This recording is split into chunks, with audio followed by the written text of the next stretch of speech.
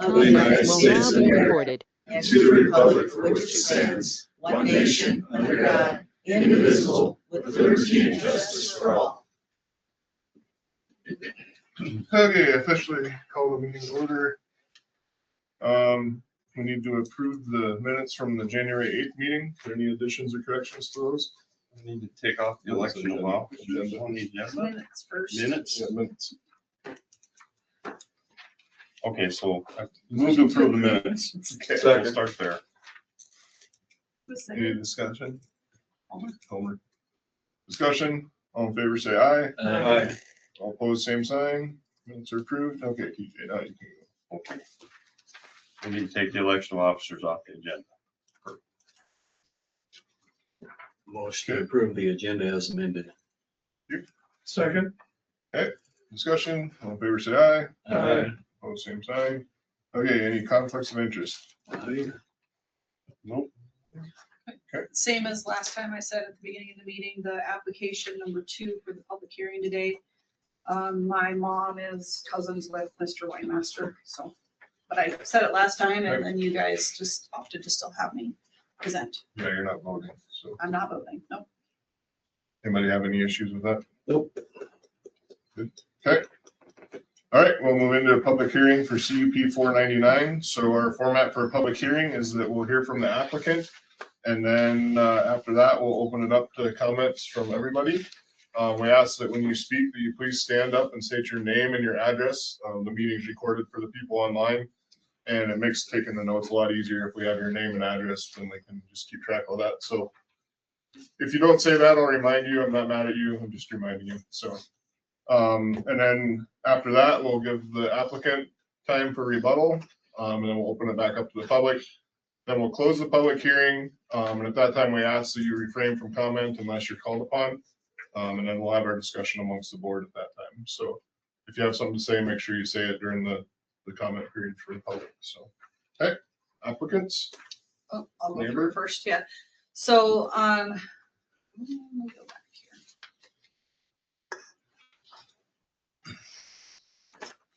here. Okay, so this is for an application for a private campground.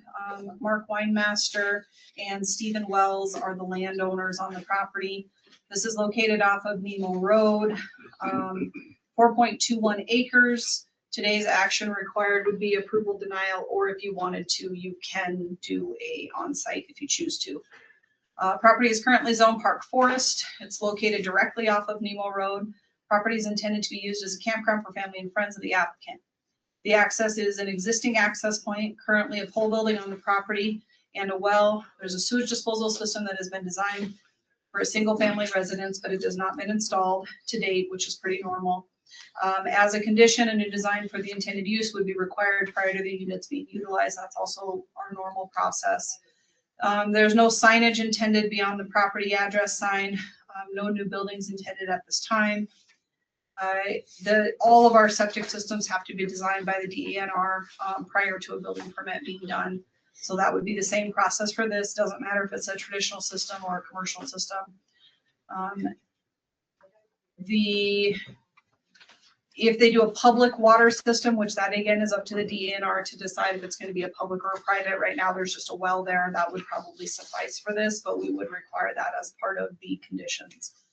Floodplain review, I'm also the floodplain administrator. I did review this property, so I don't usually create a letter for that because I am the administrator. It's not an outside source. There is no floodplain on this property, according to the FEMA records. So there's nothing that needs to be done. The parcel does fall within the Brownsville Fire District. In the past, the fire district has opted not to write letters for these types of things. They've always just said, well, they're in our district. We would go to the property if there was a fire. Upon the board's request, a condition can be added if they want a fire plan review. Normally that would be done by an outside source. The district doesn't usually do it. The fire district doesn't. Site plan has been attached to the application. It shows the location of the proposed sites. There's also a existing plat in there that showed where the existing structure sat. And then within the written summary, it's 25 feet from all property lines. The board can request other pertinent information according to 19.005. So that's in the ordinance. It says that you can ask for additional information if you choose to. If you want to have that information prior to a decision, you can do that. I did give you the campground definition that we currently have to work with. It's per SDCL. It basically says if there's 2 or more campsites on a spot and advertised or held to the public, to a place where camping units can be located and occupied as temporary living quarters for children or adults. Camping units are considered to be trailers, tent campers, tents, rec park vehicles. So that's what that is. The considerations are in here. This is out of the ordinance. And then the proposed conditions are in here as well. These proposals, like we normally do with these, is we take the most recent last conditional use permit for a campground that was approved. And those are the conditions that get proposed. And then you would have the opportunity to change those or amend those how you see fit. I mean, that's up to you guys to decide. Staff did deem the application meets the requirements of chapter 15 and 19. We would recommend approval of the CUP for a private use campground as an allowed conditional use in the Part 4 zoning district. This is just a general overlay of where it's sitting. So here's Nemo Road. This property directly, probably the closest with a structure on it, is also a conditional use permit for, there's a not Airbnb, my goodness, bed and breakfast just across the way there. It's been there for probably 17, 18 years now. It's been a long time, So it's been out there. And that's where this property is. So it kind of gives you a general idea. It's just right across the road. And then there is also a write-up in here from the applicant that goes through the ordinance, and they have some, setbacks. You guys got copies of all this, so I don't usually read through this part. He did provide a drawing in here, kind of showing where the paths are gonna sit, meeting a 25-foot setback from all property lines. This building here is an existing structure, and then this is where your driveway comes in. This is the plat. It's just a copy of the plat, so you can see all of those property lines. These were older paperwork that was done because there was a well put in out there. This is the last time when the well got completed.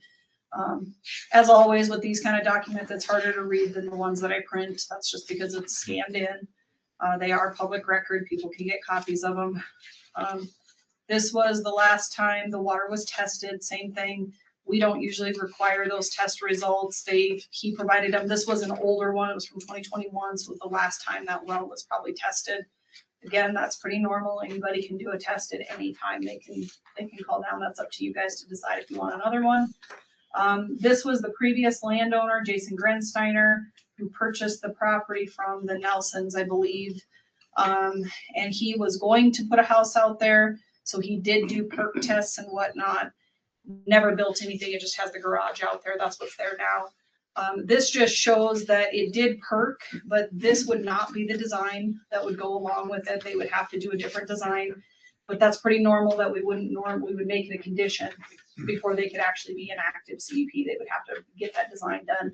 But they provided this to show that it had been perked before. This was the original when Tom and Judy Fraser still owned the property. When they subdivided it, as according to our subdivision regulations, they have to do a fire plan on it. They did do that, finished the work. This was the completion letter from the Black Hills Land Analysis. And so basically that work is your first layer. So it's, basic overall cleanup. When things get built, usually it takes care of more just because they end up taking trees down to put things in. So this would follow our normal procedure for subdivision. We do not require it as part of, doing a CUP. Again, if there was specifics, you could put that in as a condition if you chose to. Again, this is just the overlay of the map from our system. This is who got notification. We did get copies back from those and proof of the mailings. We do it every single time. It's only 500 feet from the property, so that's the only people that got notification. Anything other than that would be the ones they saw it. They have the posting out there, the sign's been posted. So that's the overall application that you guys received. There are 3 letters of opposition in here, one from Meyer, one from Van Pattens, and then Hagan. And I believe if you go through those letters, you guys also got copies of them. They did add additional, information from that they said they were speaking on behalf of other people. So those were all in the letters, and those came in prior to. The landowner did get copies of those letters as well, and he was able to read those prior to the meeting. So that's all I have, and Mr. Weinmaster's here if you have any additional questions. Okay, one thing that I forgot to mention earlier there is that we'll do the comments from everybody that's here in the audience live, and then we'll do the ones online. So if you're online, if you can just wait until we get done with people here, and then we'll get to you. So can everybody online hear us okay? Okay, all right. Anyone from the audience like to speak? Is he gonna go first? Mark goes first. Yeah. If you want to add anything? Yeah, go ahead. Okay, hi, my name is Mark Weinmaster. We purchased the property. Our intention for the property is just for a family campground. We live in Colorado. The problem with us coming from Colorado is when we all still work. We have 2 businesses in Colorado. When we have time to go camping, there's never anywhere to go. Everything's always booked. So we thought we would try to purchase property in South Dakota. I'm originally from Martin, South Dakota. I was raised there my whole life. I've lived in Colorado for 25 years now. But we would like to do this property. So when we had a chance to come up, we have a place we can come up, go camping, go home, lock it up. The property's probably gonna sit vacant 80% of the time, if not more. We just wanted a place where we could come, do our camping, ride some trails. We come up annually to Nemo. We kind of fell in love with that area. We've been doing that. This is my daughter here. She lives in Rapid City. We've been coming up to Nemo for how many years? 18 years, probably. Probably 18 years, riding the trails in Nemo. We just wanted to find a place where we could come up. It was quiet. We could pull in, unhook, maybe go ride some trails, and have a place for our camper. And that's basically our goal. Like I said, the property is going to be locked. Probably, I would assume 80% of the time. We don't have a lot of time to play. When we do have some time, we'd like to go play, but we can't because there's nowhere to go. So this was our whole theory of purchasing this property and trying to make this a little campground for us. I have a fencing business. My plan is to I'll bring steel pipe, probably pipe the whole entrance with a 2 or 3 rail fence, put in a lockable gate so that there's no access and it will remain locked when we're not there. My brother lives in Rapid City. Rhonda lives in Rapid City. They might come out and camp a time or two. We can't make it, we're still working, but that's our plan.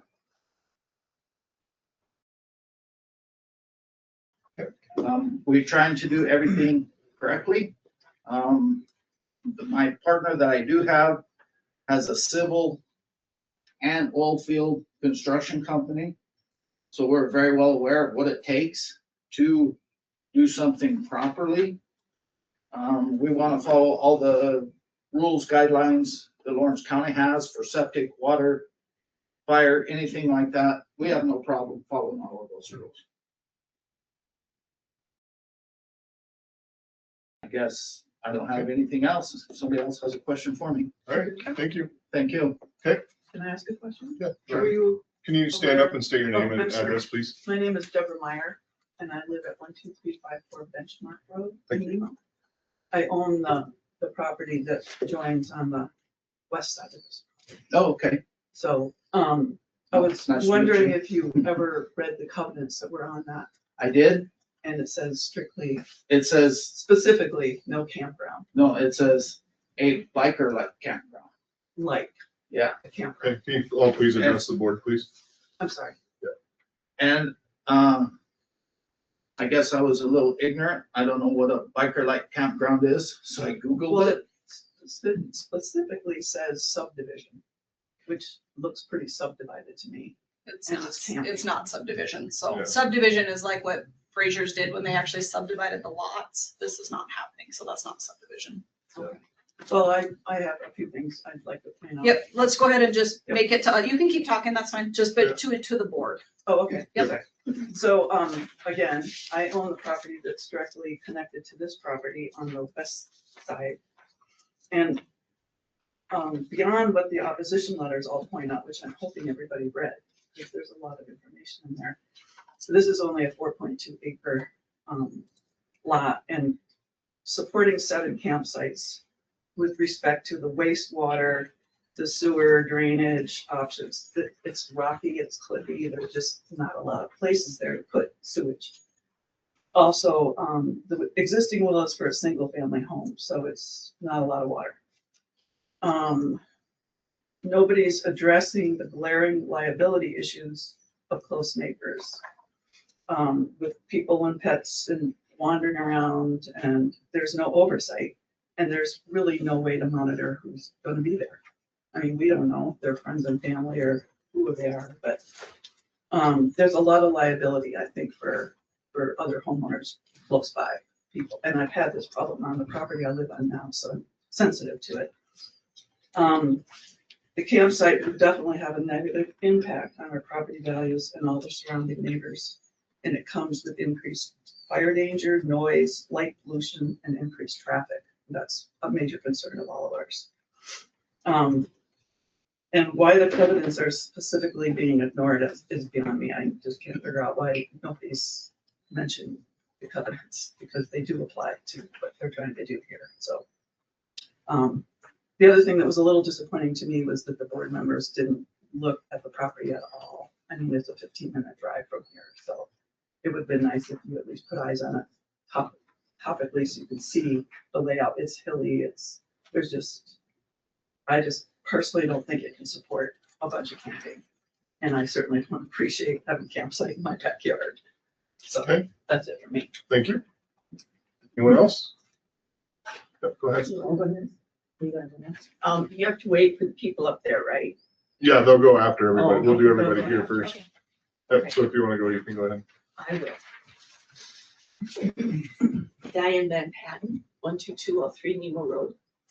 I have the CUP cross the road, but I'm not running the bed and breakfast anymore. Haven't for a couple of years, actually. And took my website down. It's just not happening. Fire is a big concern for me. With no building, central building for friends and family to gather in together, all their gatherings will have to be outside, probably in the evening, probably around a campfire.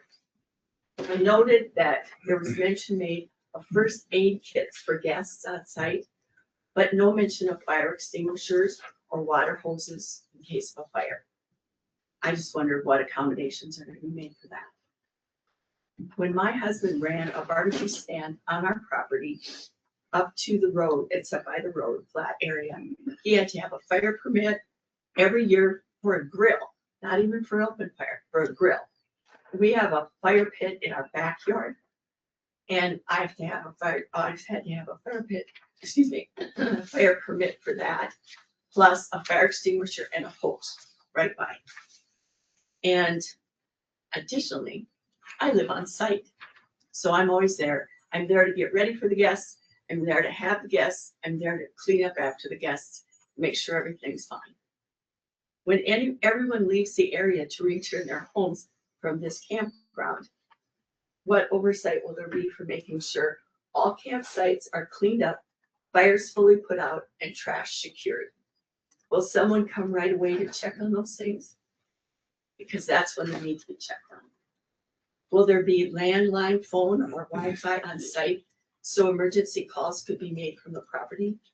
Also, the National Forest website, the Black Hills, could then be accessed in case there was any fire danger or restrictions at that time due to weather or drought or whatever. So knowing how this property would be used as a campground right across the road from me, And having an absentee owner with no on-site oversight is very concerning to me. Okay, thank you. Anyone else? All right, my name is Cheryl Wilson. I live at 12214 Nemo Road. And there's a couple things I'd like to address. First of all, have most of you been on Nemo Road up by where Russo Lake is and all that? You know how curvy getting up to it, and Diane's bed and breakfast. So you come, if you're coming from the west, you come around and there's a sharp curve, which is a blind curve. And then it goes up a hill and crests at the hill, which is where Diane's house is and where the entrance to this campground would be.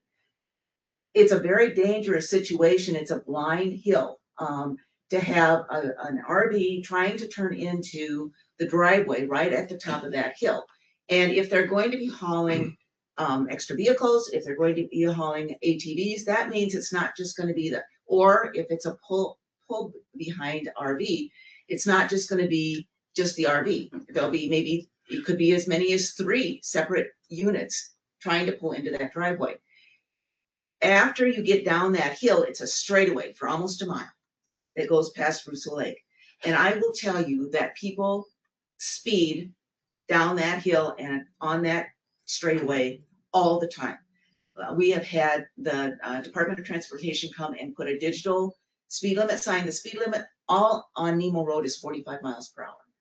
They could be 30 or 40 miles per hour faster than that going on that straightaway. And if you've got somebody that's at that line curve trying to pull in to the driveway with maybe a 3-vehicle or a 3-part RV, that's going to be very, very dangerous. I mean, we have cows on that road, we have deer on that road, we have all kinds, and that straightaway is so tempting to speed that, and Sturgis, the 90% of those people are not even from around here. They don't understand the dangers that are there. All they do is see this straightaway that they can just zoom down. Plus you've got people that are stopping at the lake, fishing and that type of thing that we have trouble with all the time anyway, in pulling out or letting children run or letting pets run while they're fishing. Again, you know, that's very concerning, just that it's a very dangerous point where you would try to put these RVs in. The other thing I'd like to address, and Diane did a little bit, is that there is no provision for an on-site manager. It is very concerning to me because there are 2 promises that Mark has made. One is number 11, shall not result in invasive, unreasonable, or offensive noise and otherwise create a private public nuisance. Who's going to monitor that? I mean, who's going to be the one that enforces that? The other one is that no RVs will be exiting from the property that are not on trailers. That's ridiculous. How else are you going to get into the Black Hills? Because you have to go on Nemo Road. You have to go up to the entrance. There is, what's that, about a mile down the road before you can get onto the hills, the Black Hills. That's going to be on the road. It's on the road. And so those are 2 of the promises that he's made that I think are going to be very, very almost impossible to police, to assure us that those will be taken care of and monitored. The fact that there isn't going to be an on-site manager, if it's family and friends, then how do you know that maybe some of your friends might be coming in and you invite them and say, oh, sure, go, you can go camp on there. Well, how do we know that? How do we know how many layers of friends might be on that property? And do they know all the restrictions and all the promises that have been made? I just want to clarify, those conditions were put on by my office, and then this board has to decide what's going to be on there or not. So those are not things that he has done. Well, but Just so you know, I'm those just saying conditions that are they are in board's the document. conditions. They are in the document. They are. So there is something that we need to address. Correct. And we don't understand all this process. All we're trying to do is make sure that the neighborhood stays safe. And that hill is a very, very dangerous hill to try to turn off on. Thank you. Next. Hi, I'm Dan McEwen. We live at 12191 Nemo Road. This is my wife Betty. We sold our farm up in Duke County and retired 10 years ago, bought that house, 23 acres. And it's a wonderful neighborhood, but I would like it to stay a residential neighborhood. And once you have a campground there, eventually, you know, it may change hands and it's not gonna go away. We were probably next to Diane, we're the next closest. We live right up the hill, probably 150 yards at most from this piece of property. Our corner does not quite touch, but close down there. But I guess that's my only statement. I mean, we pay high taxes to live there, but it's worth it. Between my tax and every time Lawrence County raises my tax, our house insurance goes up. That's $15,000 a year right there. So that being said, I would love it to just stay. It's a wonderful neighborhood, wonderful neighbors. I would just love it to stay residential. That's all I have to say. Thank you. Thank you. Next. Okay. Yeah, go ahead. No. Oh, yeah. We'll get there. yeah. Yep. Does the applicant have anything else you'd like to say at this point? To answer a few of I completely understand your concerns. I do wholeheartedly take those to heart. We are not, hellraisers. We are not crazy people. I'm 66 years old. We're just looking for a quiet place that we can come, spend some time. And to answer a few of the questions, I just paid the taxes on that property this morning too, so I know exactly what you're talking about. You're talking about vehicles being hauled. I did not say that. Every vehicle that will come out of the property is a licensed vehicle, licensed to be on the road. There won't be any unlicensed vehicles coming off the property. They're all street legal. Everything is street legal. All of our side by sides, we can drive right into town, you know, if we would like to. As far as your concern for being a neighbor, nobody being there, I already have Wi-Fi there. I already have cameras installed, so I see what goes on there every day. My cameras notify me what's going on. I see that every time a deer walks by, my cameras light up. And we really like that. One other little thing, my wife passed away December 9th, and she loved that property. So that's why I'm kind of really strong, trying to hold on and make it work. We're not bad people at all. Never have been. I kind of felt like I've been attacked here, my character some, with the letter from the attorney claiming that I'll take any Benjamins and let anybody stay in there. That's not how I work. That's not me. I do not do anything like that. This is for me, my partner, his immediate family, my immediate family. When I die, it'll probably go to my kids. So. Thank you. Does anyone, go ahead. I didn't sign in as a speaker, but I do have. Yeah, if you state your name and address, that'll be fine. I'm Betty McCune, also at 12191 Nemo Road. I would just like to ask, how many people do you anticipate would be at site at once and for how long? Possibly 14. If we have 7 sites, it's usually 2 people to camp. We're all older. Nobody has really kids anymore. Rhonda's kids will come out and ride with us for an afternoon. They'll have jobs. They'll have to work. And I'm sorry, I'm not taking them out of work to go play. It doesn't work that way. And that includes your friends? Yeah, if we have 7 sites, there's going to be 14 people. The only people probably there are what's going to be in the campers. Thank you. Okay, thank you. All right, now we'll look online, and anybody online have anything they want to say? Hello, I'm Paul Dahlberg. My home address is 85 169 Terrace View Lane North in Maple Grove, Minnesota. And I am co-owner of the property at 12220 Nemo Road with my brother-in-law who lives in Sioux City. Thank you for the opportunity to provide comments related to the matter before you today. I trust that you'll thoughtfully take into consideration the comments that you've already heard from the adjacent neighbors and the correspondence that's been submitted, and really look at the issues and concerns that have been raised.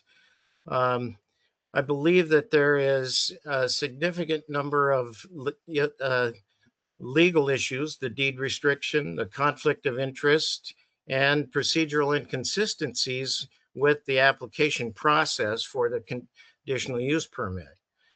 And I believe that this should be denied based on, or at least delayed in approval if you're not taking into consideration some of the concerns that the neighbors have. There's one issue in particular that or aspect of the proposal that I don't think has been addressed sufficiently by the applicant, and I believe was a requirement of the submittal, but was not included as part of that application. And that's relative to the site plan. This diagram that's showing on the screen right at the moment is very cryptic and colorful, but I don't believe that it really addresses the issue of the land itself based on topography and sizes and access and the ability to turn around once you're into the site, that type of thing.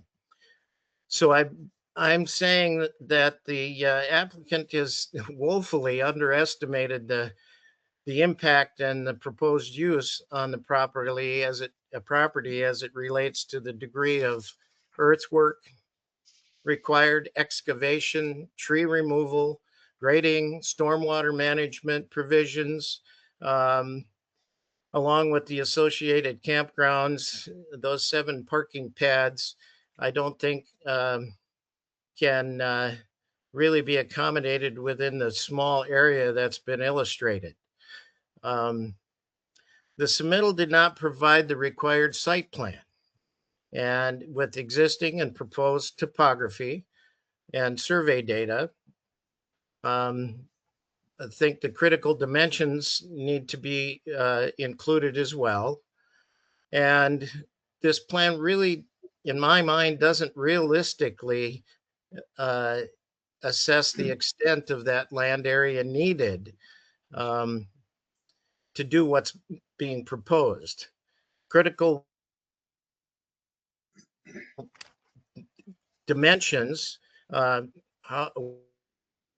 when you park an RV, you have a huge pad. It needs to meet certain criteria for slope. That property has, from the north property line to Nemo Road, approximately 30 to 40 feet of elevation change. How are you going to get nice building pads or parking pads that don't exceed a 5% slope in length and a 3% slope in width on there? So will the site require clear cutting to be able to get all of this grading and excavation done? Will stormwater management provisions necessitate on-site ponding? So you either have retention or detention ponds on the site. Erosion control, once you clear cut or you cut a lot of the vegetation out of there, erosion control measures are going to be very important. Is the major excavation and clear cutting of forested land a responsible land management practice? And at some point in the future, will the landowner make a decision to add a single family home on this site? And how does that affect the conditional use permit that would be granted at this point? Uh, If ultimately the board determines that the facts and issues raised are either inconsequential or invalid and not sufficient for denial of this conditional use permit, then I think it's incumbent on the Planning and Zoning Division for the county to follow the established procedure for conditional use permit requests and require a complete and thorough application for the board to act on. You require it and you're entitled to it so that you can make an informed decision. So in my opinion, this conditional use permit 499 is deficient, incomplete, and not suited for the property or the character of the neighborhood. So thanks for the opportunity and your consideration to deny this request at this time. Okay, thank you. Anyone else online that would like to speak? Okay, we'll go back to the audience here. I just want, again, there is, Can you state your name? and Cheryl address? Wilson, 12214 Nemo Road. There is a restrictive covenant. We had to sign it. We were one of the first people to buy land from the Frasers. We had to sign one. And we abided by the restrictive covenants that were laid out. And I feel that there is a restrictive covenant prohibiting campgrounds on that land, and that should be seriously considered as a negative part of this proposal. Thank you. Anyone else? Can I make Would you one like- more statement? Mark Weinmaster. Paul, to answer your question, we had, one of our engineers come down and they flew it with a drone. And we checked all the elevation changes and everything with the drone. So we're fully aware of what it take to move the dirt. We're gonna try to leave as absolute many trees as we can. We all love trees. We want them to stay. We don't wanna clear cut anything if we can keep away from it. There's 2 trees now that we gotta go and clean up that the wind is blowing over now. So we have to go and get those cleaned up here this spring sometime when we can get up in there. Okay. Thank you. Yep, thank you. Anyone else? Go ahead. Diane Van Patten, 12203 Nemo Road. Just as a point of clarification about the statement that in the restrictions, it was not, it couldn't be anything like a biker campground. They were not using an attorney when they did this, and he meant, instead of saying, and he talked to me about this on the phone, they couldn't be here, they're not online because he just had surgery. But he said it was like, for an example, you can't use it for anything else. For example, a biker campground. That was what his comment was meaning, but he said it differently. He said, like a biker campground. All right. Okay, thank you. Anyone else? Paul Dahlberg, again, I have one last comment. In the letter that I sent, item 7 on page 3 identifies a couple of inconsistencies in the conditions, and I hope you will address those relative to condition 7, 12,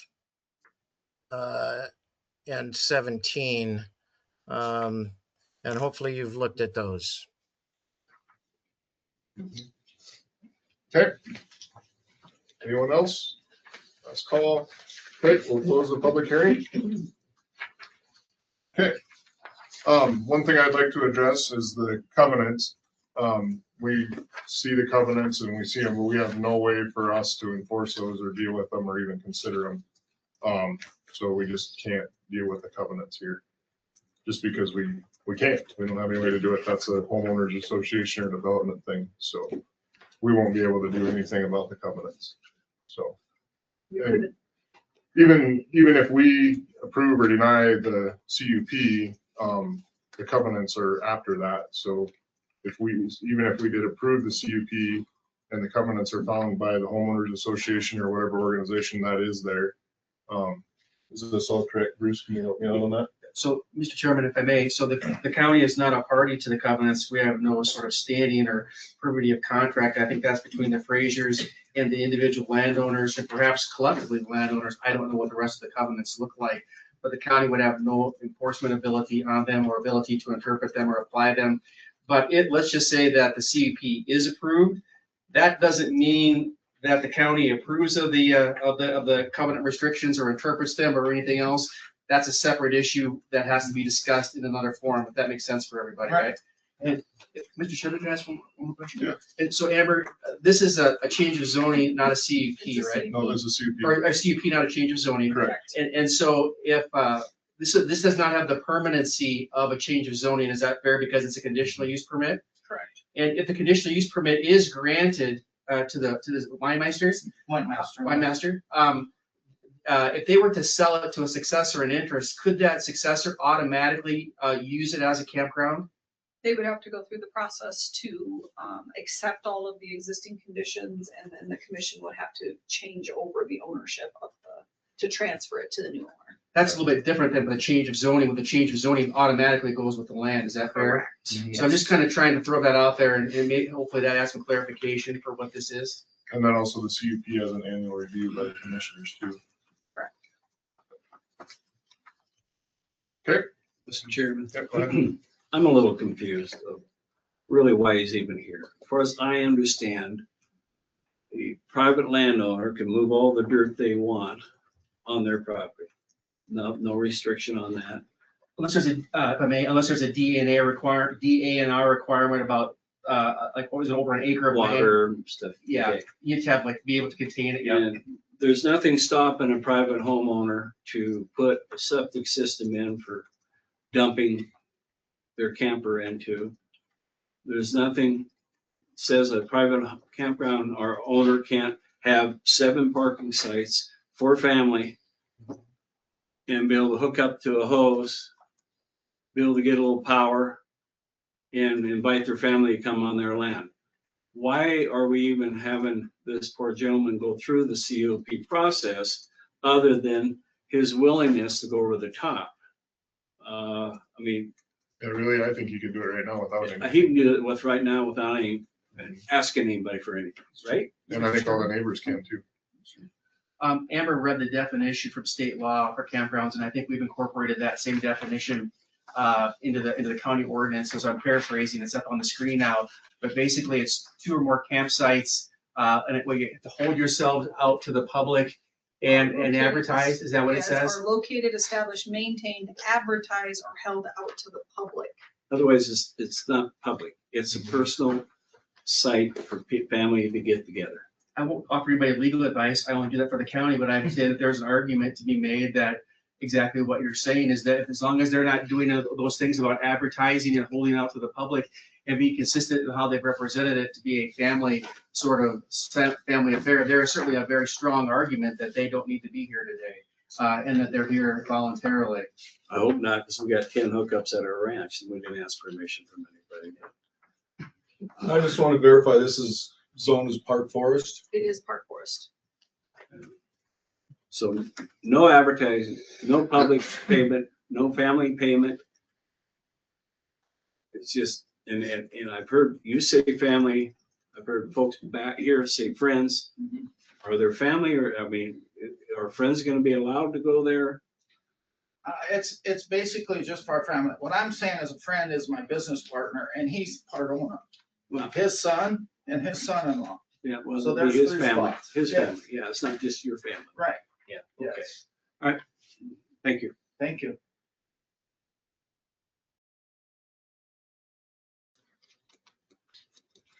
Yeah, really, as long as no money's changing hands, it's not really a campground. Yeah, and couple of, 17, the conditional ATV exiting the property that are not on trailers. Can we put that on every other property around there? Yeah. No. So let them drive off. I mean, especially if they're licensed, you can't restrict that. Right. So I would, if we're gonna go through with the conditions, I would certainly like to see that one come off. Man, I'm trying to twist these conditions into working for a private piece of property. Not really a campground. It's not really a campground. It's somebody's personal property, they're letting their family camp on. You don't need a building permit to pour concrete pad. No. So if I have a campground or an RV spot, you're not family. If you decide you want to bring your wife and come up and spend a few days, you're my friend, can you do that? Well, not according to what they say they're gonna do. But yeah, I think you can also have your friends come up. As long as you don't charge anybody. Excuse me? As long as you don't charge anybody or advertise or say that it's public. There's lots of times your friends are nicer than your family, so you'd rather spend time with them. Can I ask a question? But allow. Just a second, yeah, we'll ask you. Anybody else have any other? Mr. Chairman, this is kind of unprecedented, but if this is where the direction it's going, I think you could probably make a recommendation to approve it with the conditions modified how you might want them to be, and also a second recommendation to the county commission that you don't think that they even need to have a CUP if that's consistent. So this board doesn't get to decide it today. This is just a recommending board. Ultimately, it goes to the county commissioners.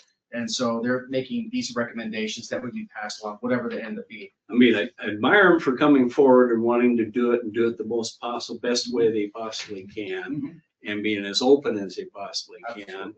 But to, and I'll vote for anybody makes a motion that to approve it, I would vote for it, but I just think it's admirable you did this instead of just doing what you want to do.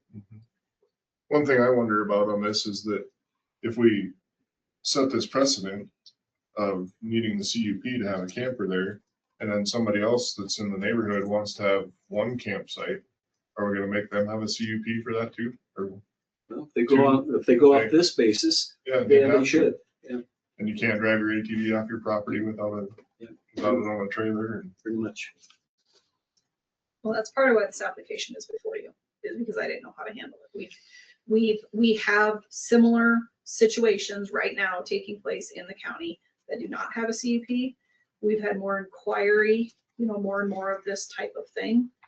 I think we have both sides, and part of it is pushing the board and the commission to make a decision, so I know what to tell people. And I'm not criticizing you by any means on this. Yep. I just kind of hope that you start thinking about it like it's his land. Whether he grades a place for him to park or not, he could invite 7 relatives for family reunion, and they'll park wherever. I don't know. With it not being commercial, I guess I would question us even having the authority to grant one or, Well, campground is listed as an allowed use as a conditional use permit in the Park Forest zoning district. Okay. But that's where we usually go back to the definition, because that is our definition in our ordinance. Does this meet the definition? That was where I was like, I don't know if it does.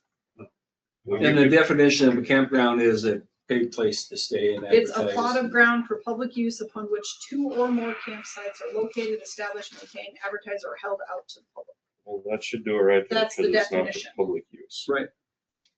It's not a And that camp- is what is currently in So our if ordinance. we have, yeah, let's see, if we approve the CUP, well, there's conditions that say you can't charge on this one. Correct.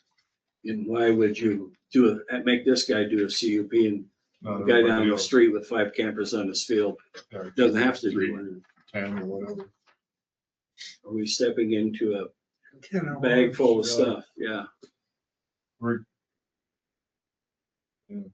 Somebody had another question.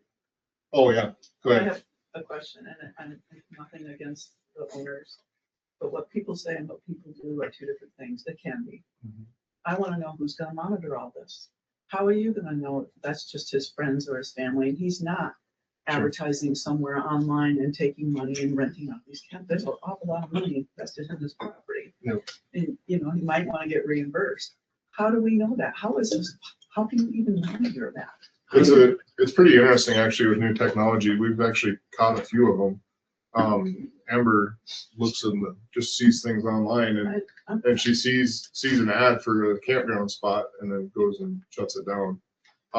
So it's amazing how information flows. But the other thing with the CUP process is that with the CUP, it is reviewed every year by the county commissioners. Once a year, and then there's a official public complaint process. So anybody can send in a complaint and say, they're not following this condition, and this condition. And then that's all part of the annual review with the county commissioners.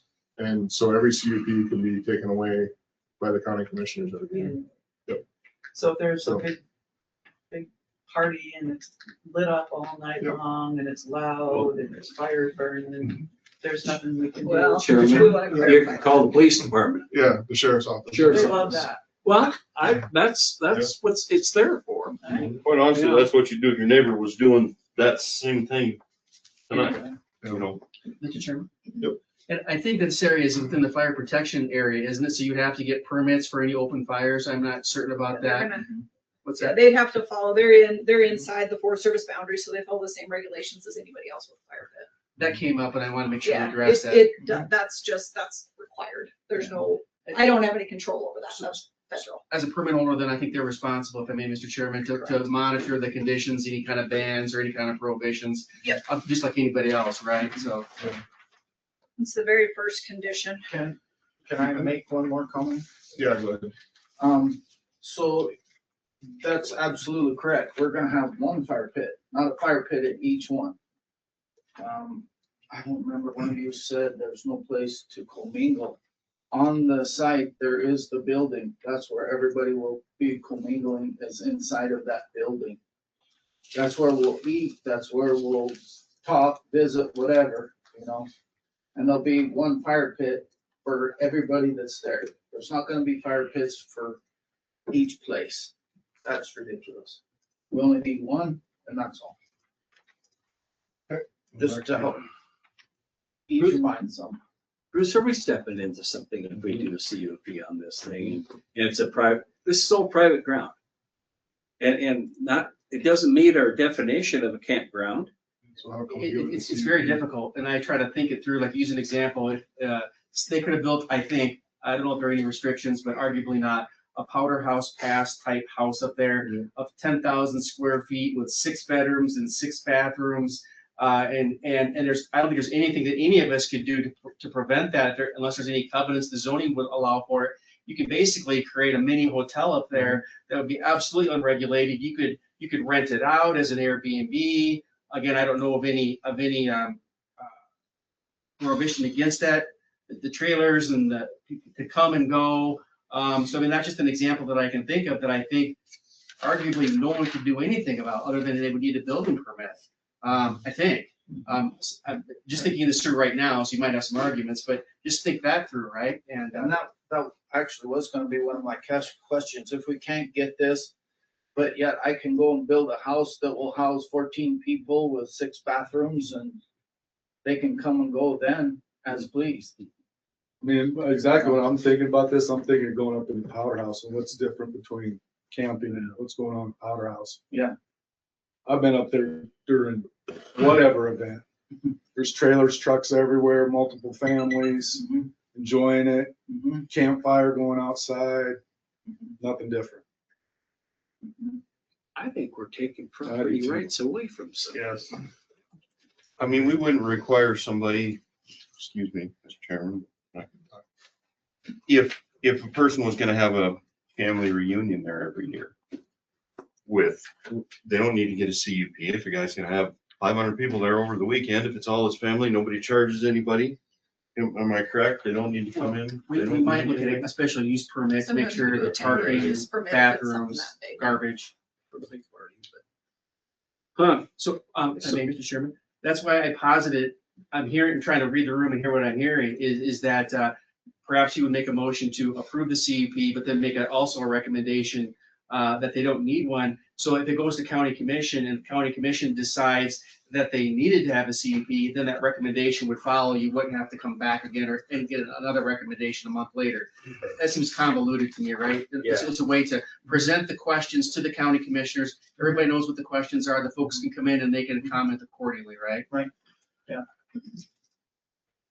I just don't feel comfortable approving CUP at this point because you already have someone questioning the validity of the application. I think you're stepping into it if you do that, or the other way, if you just recognize that one's not needed, that's another question, you know, that's. Mr. Chairman? I did review the application with Amber. We saw the language about the conflict. It was, I think it meets the minimum requirements. Again, it was presented to you. If you have any questions, you can certainly require, additional information. But I mean, these folks, I guess, don't know that you see these things periodically, so you know what information you typically get is not your first application, right? And so, I mean, you know, if you want more, need more, you can ask for more. If you needed to go out there and look at the property, you could do that. Jeff and I did go out there and drive out there, and we didn't go on the property, we didn't have permission, but we did as staff people go out and look at it and drive around, and we could see the surrounding area and see the home. So there was some due diligence done in that regard as well. Didn't see anything too remarkable to report, so I haven't mentioned it up till now.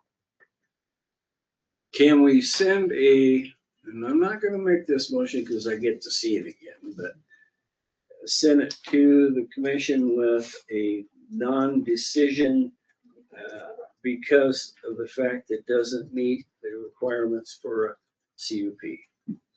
I think you can. Yeah, and so again, and I should add, the county commission, this is a recommending body. The county commission can deny or approve it. Board of Adjustment, excuse me, it's the Board of Adjustment now. Thank you. Yes, it's Board of Adjustment. And so, I mean, to your point, if there was no recommendation for approval, it was a recommendation, kind of more of a neutral recommendation, the county commission, I think, could do what it needed to do one way or another without having to send it back here again. That's what I was trying to avoid. I'm thinking this through real time, right? And so, I mean, if you wanted to make a non-recommendation and explain why, that can go forward to the county commissioners. They can decide it and do what they need to do. I'm almost wondering if it's not better without a CUP, because without a CUP, if anybody has any problems with it, it's just a normal call to the sheriff and take care of it.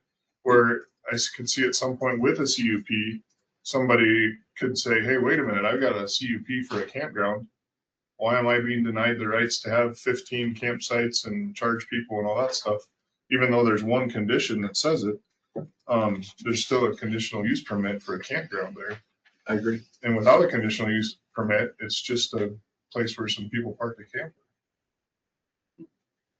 Just somebody have lots of family around. Yeah. As I said, I'm not gonna make the motion. I don't know if we should approve of CUP. Oh, there's a question, Mr. Chairman. Yep. I wanted to just clarify the definition, Cheryl Wilson, 12214 Nemo Road. The definition of a campground. It does not say and, it says or. So, which two or more campsites are located, established, maintained, advertised, or held out to public place where camping units can be located and occupied as a temporary living quarters. It doesn't say and.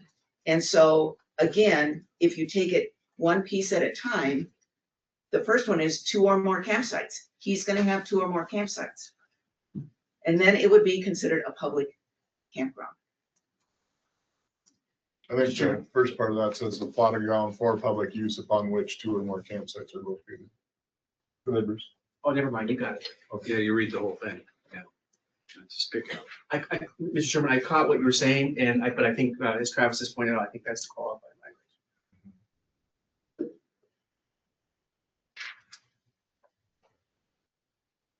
Yeah, everything is for public, yeah. It's for private use. That's the qualifier. Yeah, it's all in one. Can't split it up. That's a good point. Okay. Yeah, I won't vote for the. I may need some help cleaning this up. Yeah. Bruce, but, Well, let's go through a couple. Start off and we'll go through it. okay, I'm all for making some kind of motion that we don't We don't approve, we don't deny, we don't need it. Just period. You can do that.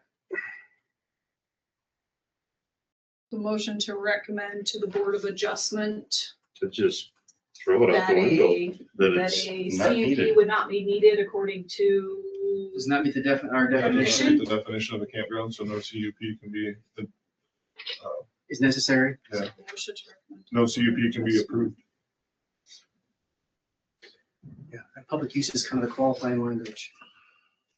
I mean, it's a whole different deal. If he actually wanted to have a public campground, it was gonna be whatever, Well, but yeah. it's not. It's, And without a CUP, if it gets to where people think it is a public campground, then it can be dealt with at that point.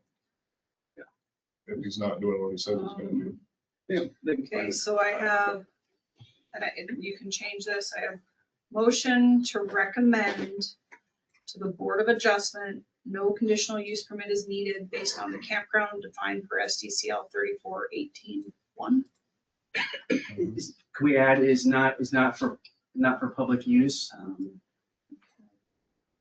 Unless in the contrary, unless and until it is used for public use. That's Then right. different matter. Because it is not, Doesn't fit the definition, period. It's still there, yeah. We can explain. I just want to make sure that I understood your logic behind it, why it didn't meet the definition, because we'll be asked that question, obviously. I feel like the neighbors are better protected without the CUP than with the CUP. Just gotta call law enforcement if there's any. so motion to recommend to the Board of Adjustment, no conditional use permit is needed based on the campground defined for SDCL 34-18-1 because it is not being used for public use. Yes. second. Any other discussion? All in favor, say aye. Opposed, same sign. Okay, motion carries. Yeah, Amber, when does this go before the county commission? This will go before the Board of Board of Adjustment Adjustment. on Tuesday, February 24th. And it would be at 9:00 a.m., same room, same location, but different board. So Board of Adjustment, Tuesday, February 24th. Anybody within 500 feet will receive notification again, because those do need to be mailed out. The sign that's already posted out there will remain on site.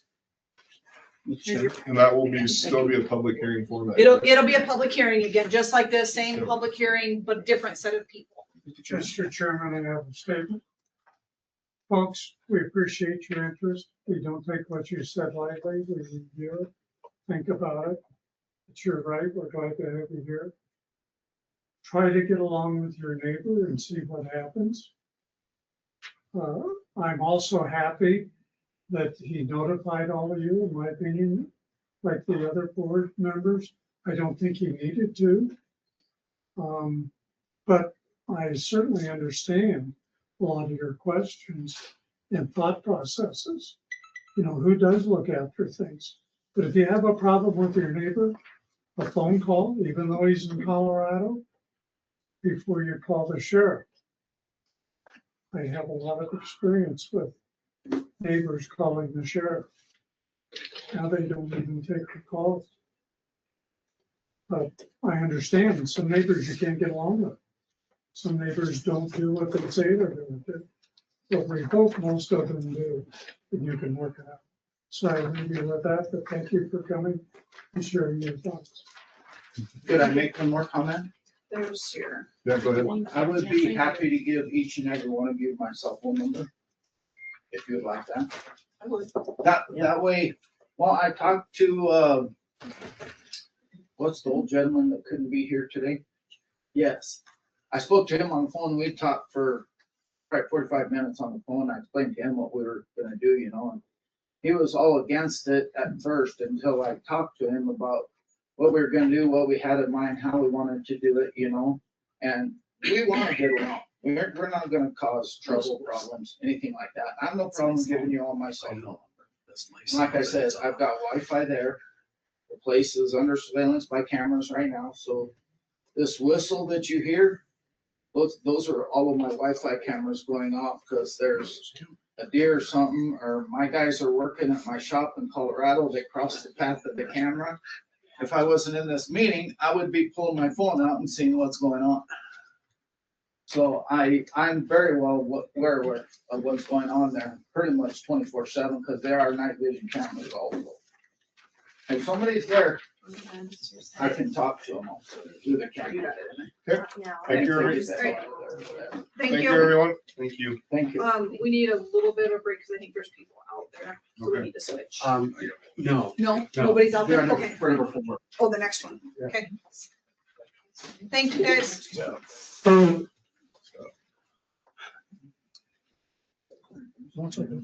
don't know if anybody's here. I can't, the way on the hallways. No, they Yeah, are. just the next one. Yeah, yep. They're here. All right, Okay, are we ready? number 3, recommendation meeting for variance number 219, James and Jean Icamp. So the iCamps are here, they're back in the corner there. This is for off of Maitland Road, Creek Run subdivision, so it's an older subdivision, it's been out there for a long time. We have a few houses down in there. It's Ida Gray Place in Spokane, if you kind of know, I think everybody kind of knows that general vicinity. And this one, they are requesting a 10-foot variance to the 25-foot front setback requirement to build within a power line easement that goes across the property. This is an email here, just kind of a real quick summary from Jim, requesting a variance because there's not enough room to build a shed between the power line easement and the road right of way. They want to build a 40-by-60 building to store the car and 34-foot trailer in. We'd like to have them out here in the hills so we can show our 58 Buick and car shows. We would like to start the building as soon as the weather allows, complete it this year. About 3 months start to finish. It is a hilled area, forest land. They'd be building it between the hills across the road from the house. And then we have received a right-of-way encroachment from the Black Hills Energy, changing the 25-foot front, 25-foot from the center line to a 15 feet. So they already went, because that was an issue too, because you have to build so far away from the power line. They have regulations in place. So they've already gone through the process with Power and Light to get that. So they're trying to move it back as far as they can from the road right away, but they can't because there's a power line easement back there. So he just wanted you to know that they've already gone through that process. This kind of shows, so here's Ida Gray, Maitland's out here.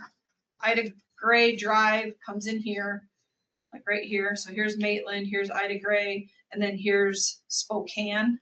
That kind of gives you, this is the blow up, so it kind of shows you where they're trying to build. So here's Spokane Road. They own on both sides of Spokane Road. So Spokane is a dead end. It comes in, there's a pull off. They want to build in this little piece. So here's the power line here. The slope comes up this way, house, and then the garage would sit right here on the other side. But because of the power line easement is what they're having issues with. So it's not a front setback request from Maitland Road. It's a front setback request from Spokane Road. Is that, but it's, Maitland is on the other side of them, just so you know, it's not Where's the from house? Maitland. The house is on this side, correct? Okay, On the other that side of space is used Spokane. up by the house, okay. The other side of Spokane is where the house Yeah, the sits. house is on, It's on this. house is in between Spokane and Maple, and Ida Gray, actually. Yeah, so the house is on this side, the garage would be on this side of Spokane, between Spokane Road and the power line easement. And so what they did is they moved it back as far as they could with what the power line will let them be, because they can't be underneath that power line, basically. They had to move back as far as they could. This is what it'll look like, just a double, regular shop. This kind of shows a little bit better. So here's houses on this side of the road. They're gonna put the shop right over here. Can you spin that at all? Not on here, I don't think I can. It's I okay, it's a down- dead end road.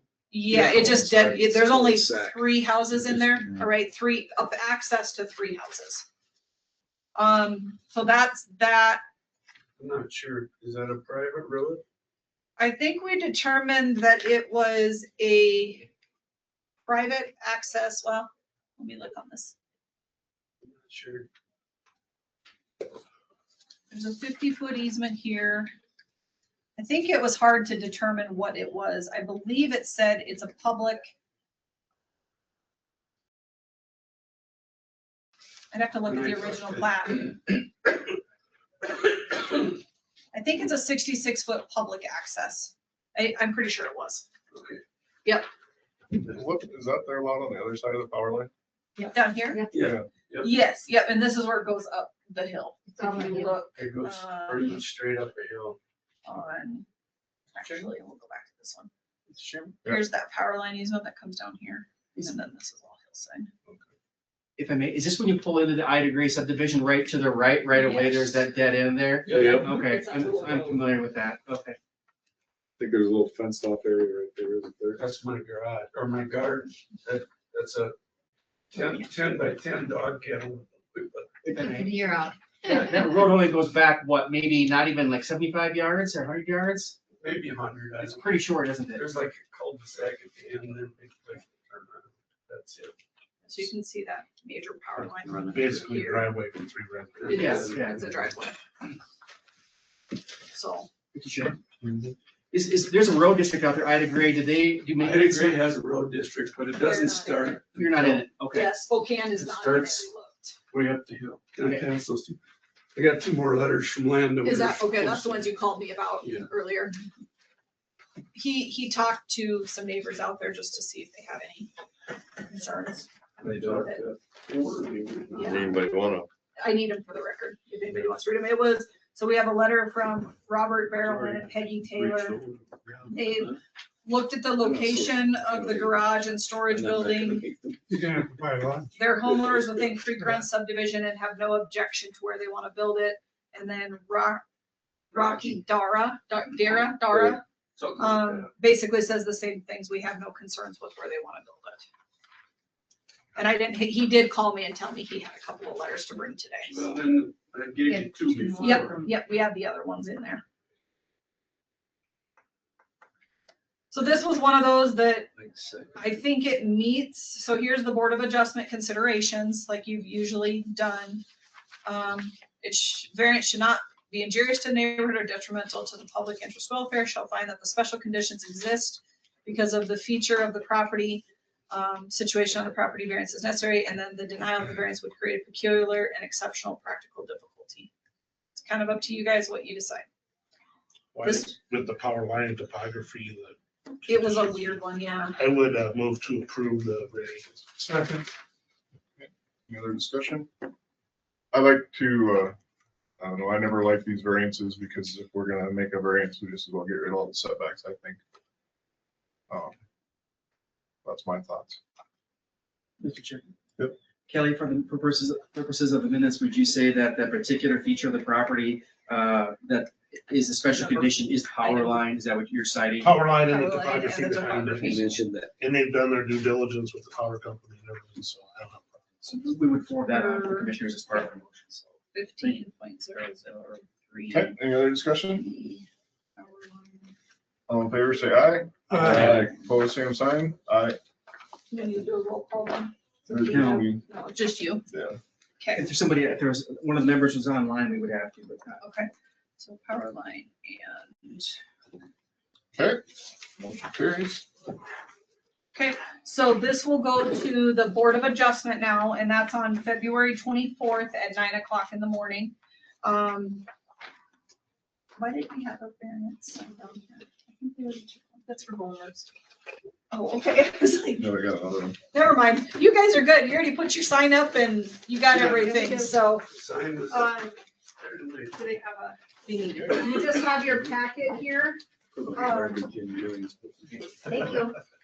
And if you guys want to, so you don't have to bring these back, you can just sign, oops. You can just sign these 2 documents here and just leave them with me if you don't want them.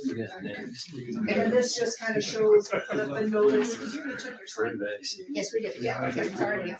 It's just a copy of your, or your. Can I borrow your pen, Mike? Have these guys sign there. Jim, we can just have you sign this one right here if you want real quick, and then you don't have to bring it back to me. Either one.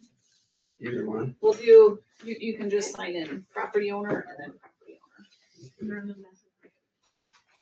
owner. Stupid thing gets in the way. Does anybody need a break quick? Yeah, we got a Ewing in. Getting old, I can't write with a hoot.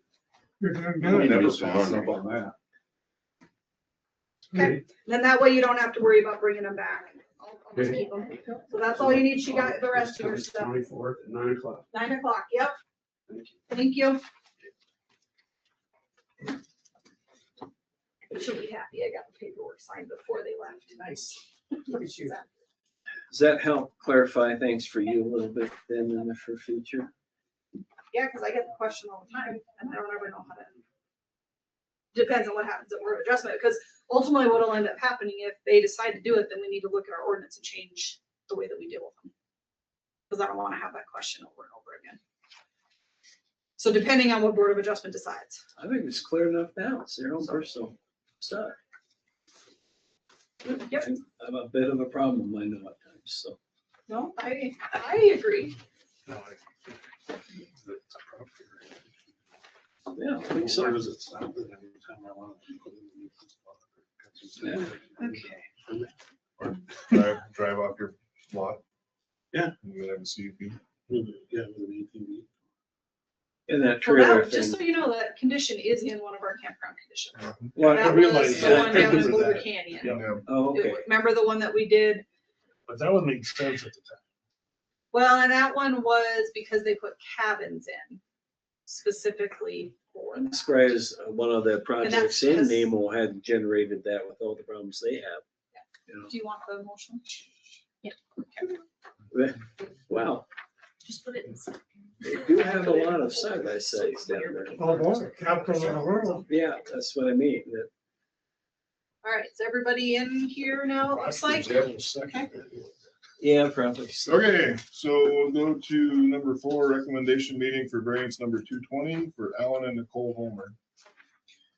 All right, and I believe, which one? I am. You're Alan, okay, and then Nicole's Nicole's online, yep.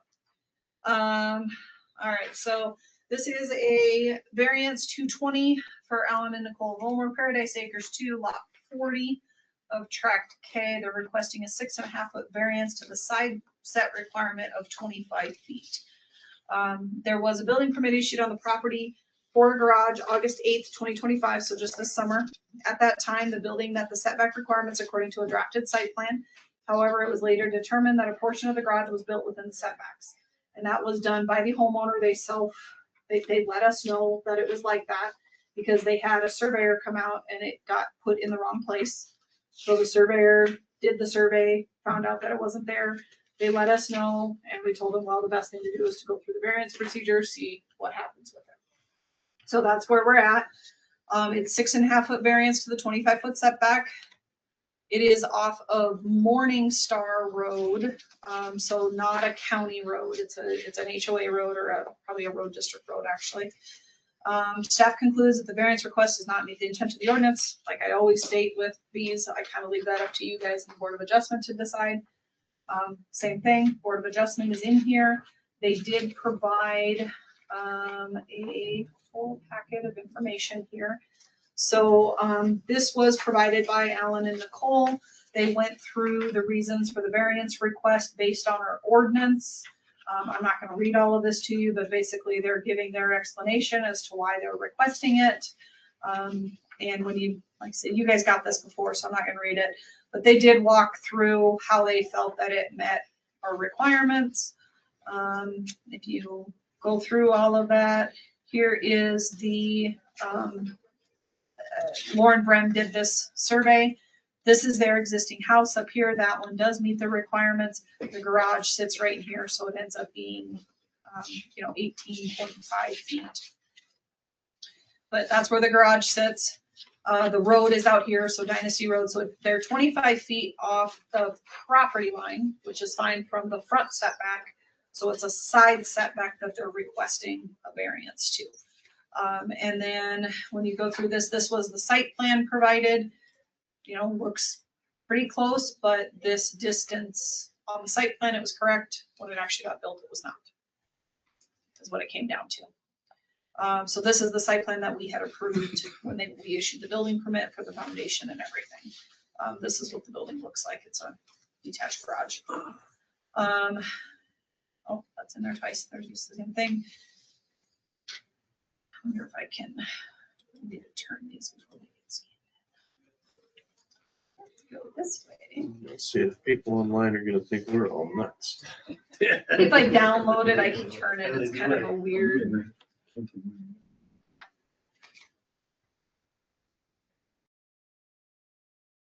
I don't understand why within the document we can't, but There you go. I can, I just have to open it in a different format. Yep. So Yeah. here's the garage. You can kind of see it's tucked into there.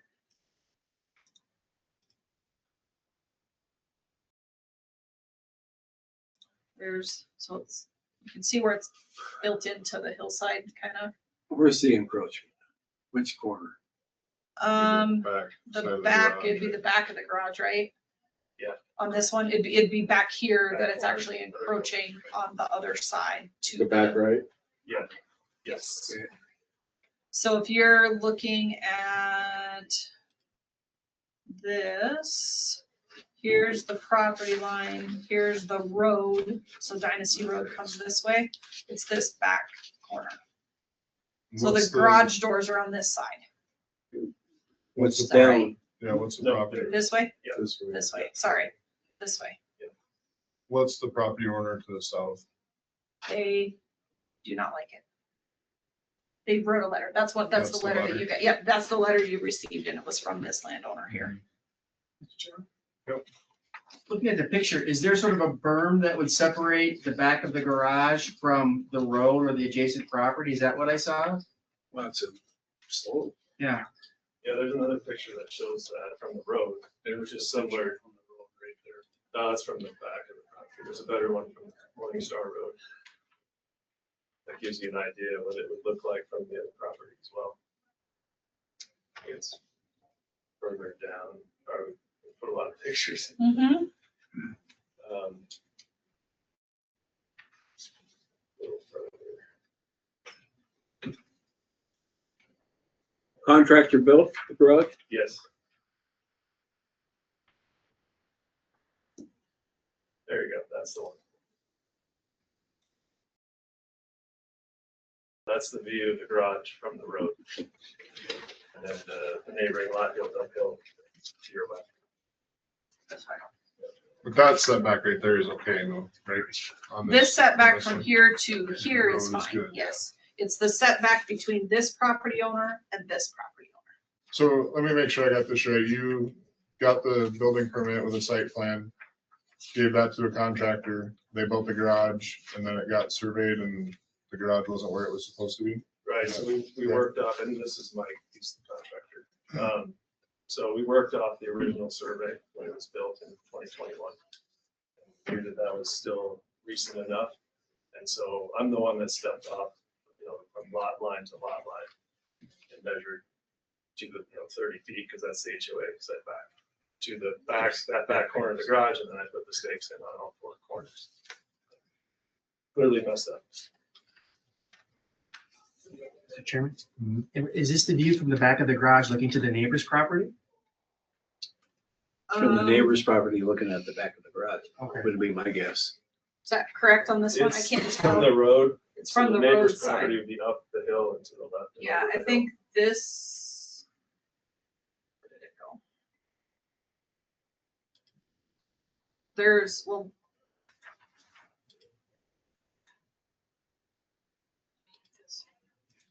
So this is the back of the garage. This would be the neighbors over here.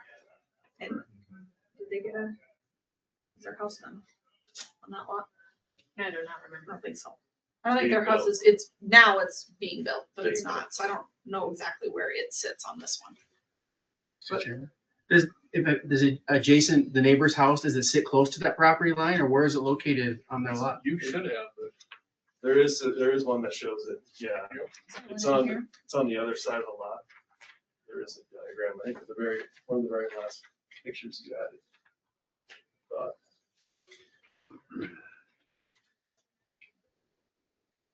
Thought it was in. I don't believe we included a picture of their property in our pictures, but it is on the other side, away from Art. Where is it, the document? Sorry, I'm Nicole. Well, that doesn't show the neighbor. So what's the HOA doing? It's like maybe- So I talked to them, we were holding off until this meeting to put forward, they're aware that we're gonna ask for a setback.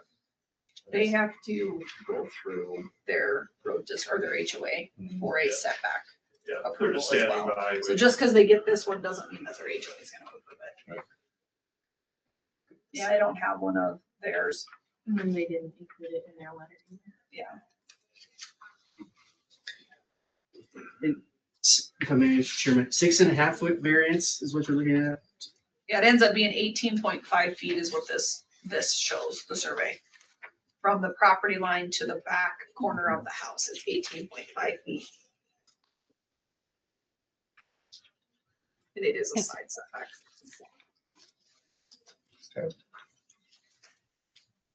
If I Somebody else? may, oh, sorry, Yeah, go ahead. sorry. Hi, Nicole. The picture that shows like just the little triangle of the roof of the back there.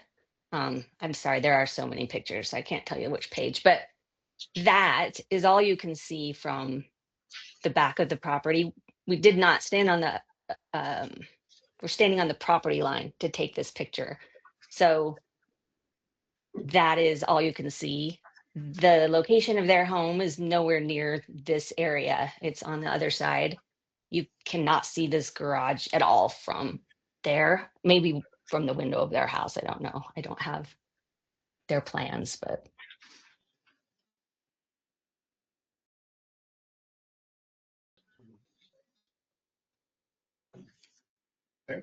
Any other questions?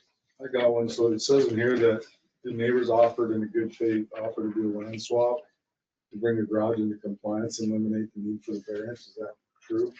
Yeah, he presented it to us, we didn't discuss it, it was an unreasonable request, asking for 4 acres of our lot for the amount that we need on this side.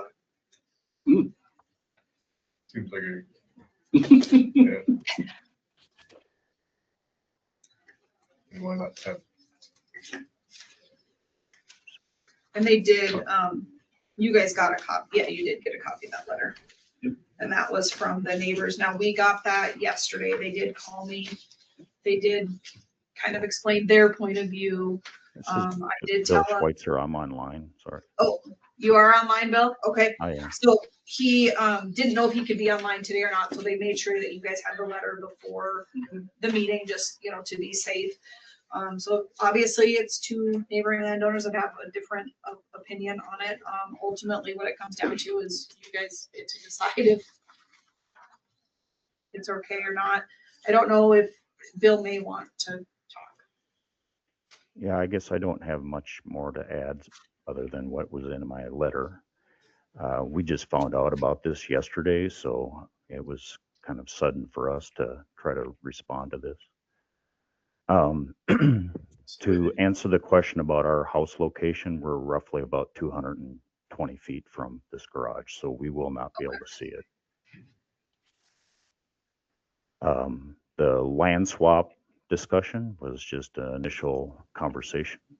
It's not 4 acres, it's 3 acres. And if you go to one of the site plans that shows the 2 lots, I don't know if you can get to one of those. You can see well, yeah, sorry. That's okay. Let me just go back. I'm gonna go back to this one. It kind of shows you. So this is their Yeah, this lot one right now. here. Yeah. This is their lot. This is this lot.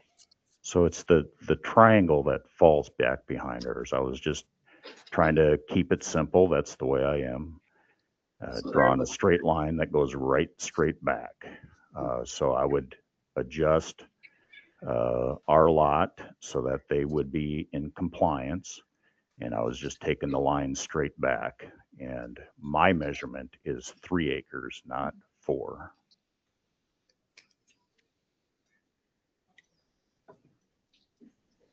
Okay.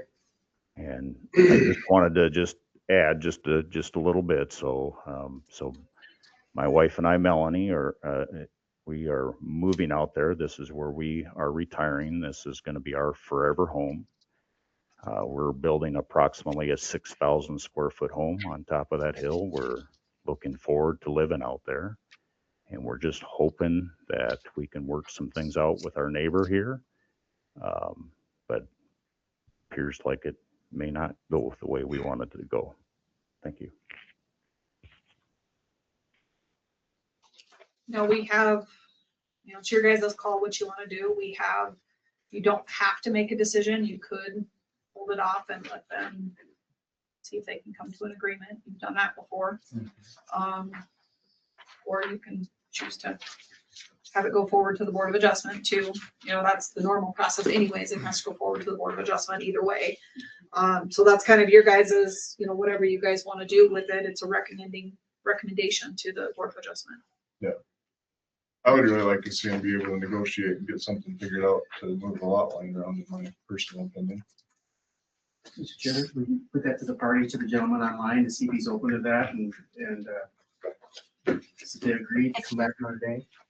If I may, I want to just chime in while that sounds reasonable. Unfortunately, these conversations to this point have not been very reasonable.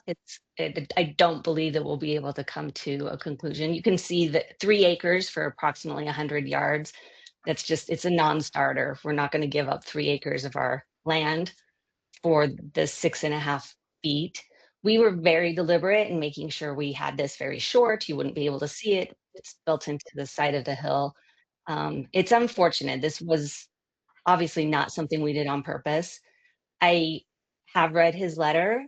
I will say it's very inaccurate. Many things in there are false. We don't need to go through that at this point, but our ability to negotiate with each other and figure this out independently, I don't think is going to be very successful. So I just want to put that out there. Okay, thank you. Any other discussion or motion? I would move to approve with, just because they started out in good faith. They messed up, they came to us. And I feel like this board is being used somewhat of a lever in this negotiation process, just from the last few minutes of this conversation, and I don't want to be any part of that. So I move to approve this, let the commissioners or the Board of Adjustment figure it out.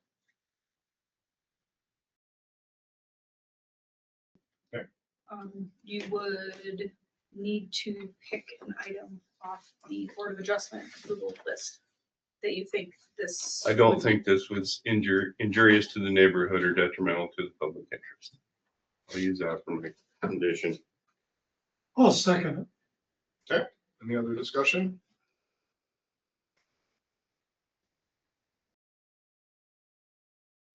Okay, all in favor say aye. Aye. All in favor say same sign. Aye. Aye. Okay, Fuller. Roll call vote. No. Tisdale. Aye. Gilbert. Aye. Aye. Nay. So it's a, How does that work when we tie? And we're not supposed to have an even number of us here. Is That's aye? the, yeah, that's what goes. because we don't have Eric here, so. For the county commission, the statute is clear that you'd have to continue it to the next meeting when you'd have an extra person to make the decision. I don't know that state law covers planning and zoning.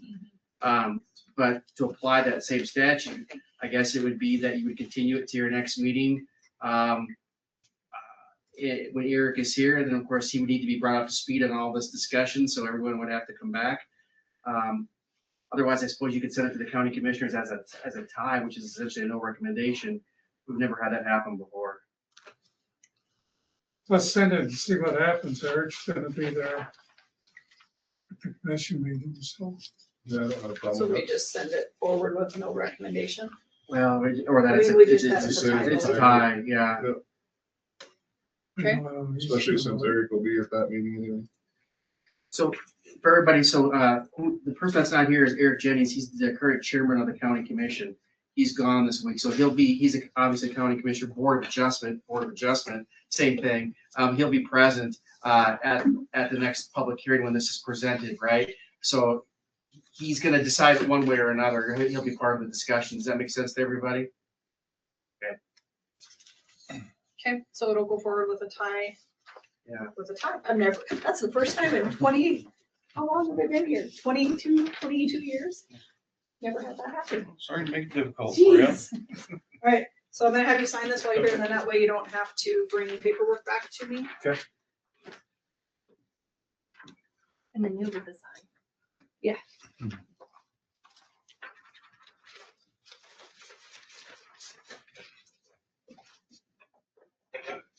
Post the sign. Okay.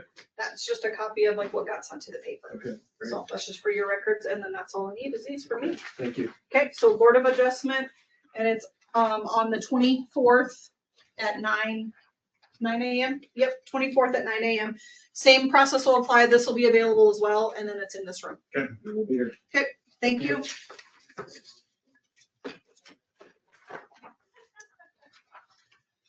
All right, informational meeting for change of zoning 291, Black Hills property.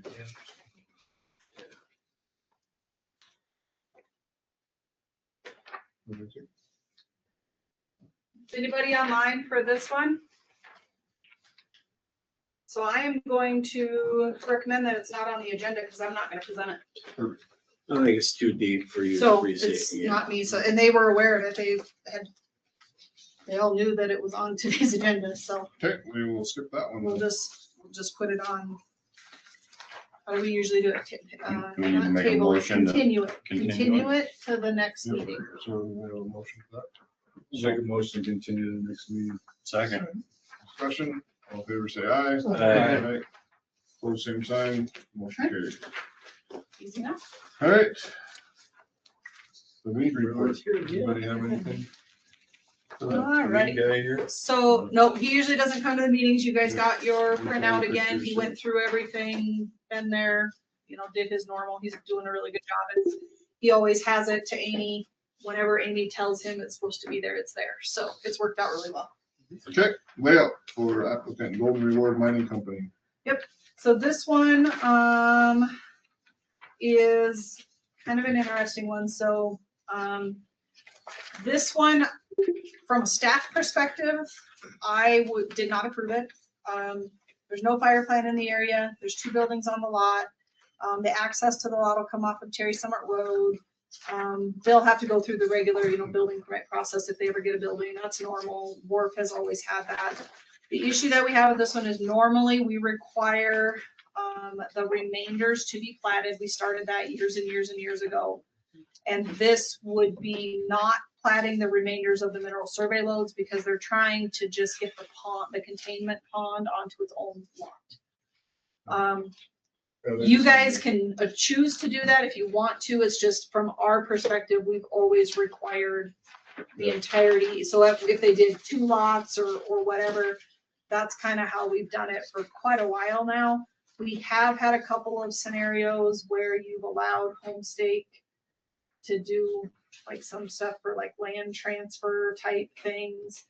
But we would want to have a no build restriction at the very least, because now if let's say something happens and Wharf has to sell a parcel, well, it's not a full load anymore. So we have an unplatted remainder of load, which makes it really difficult to keep track of when you're looking at taxation and how legal descriptions are. This is the time to just get it platted right.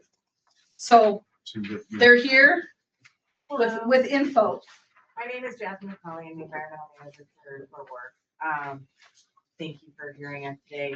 So we have a 2010 agreement with Black Hills Chairlift. This has always been the plan.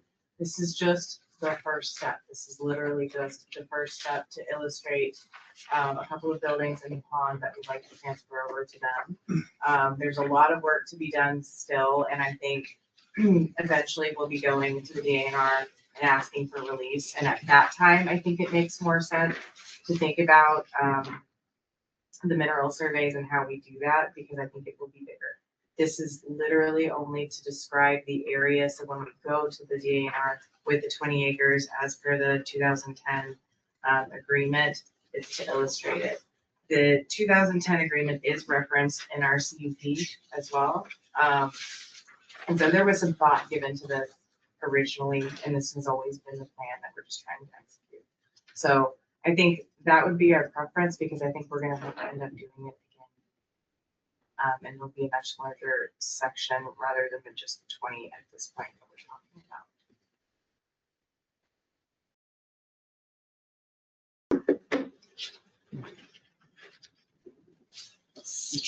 So, yeah, go ahead, Bruce. Amber and State, neither here nor there, but do you know, will the deeds office accept a plat without having the remainder? The deeds office will accept it, the EQ will throw it, they'll do it. Okay. Not that it matters, I'm just trying to throw it out for The context. deeds office can accept it, I don't think they'll they can, you have to have an acreage table on it, I think is how they've done it in the past, you have to have the acreage table. Which obviously is not on this one because it's not a full, plat yet, but they would have to like show what portion's being platted, what portion is staying as a remainder, because it has to be broken out for the EQ to be able to show who's gonna pay taxes on it. Like I said, we have done it, but it's just been I don't think I've done one It's been a long that time. I know of in quite a while that we've done one without it being. And this was one of those situations, I did tell them my thoughts on it.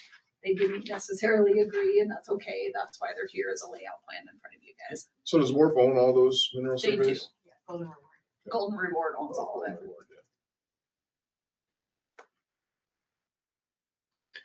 So you need something to go to the DANR and say, this is the portion that we want to transfer to Black Hills Chairlift? Correct. They need a legal description, basically, is what, and that's what the plat would be doing, is creating a legal description for transfer purposes. But So then you're gonna change it later anyway?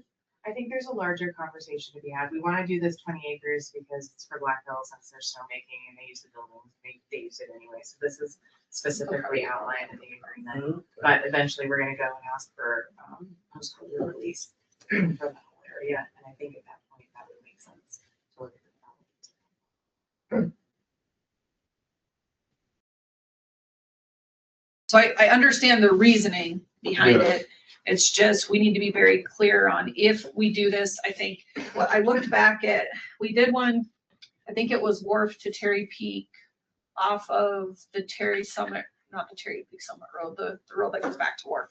And I believe we put a no build restriction on everything around. So like basically they could, if they came in and just tried to sell that remaining load without platting, there'd be a no build restriction until they platted.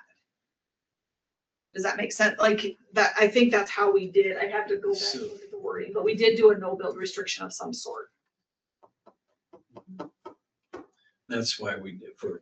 And it was like for future transfer sales, purposes people were only, playing or games with all these, they do a plat, then they sell a whole bunch of remainders as lots. and I think we used for transfer purposes only. That's what sticks in my head. So would it be possible to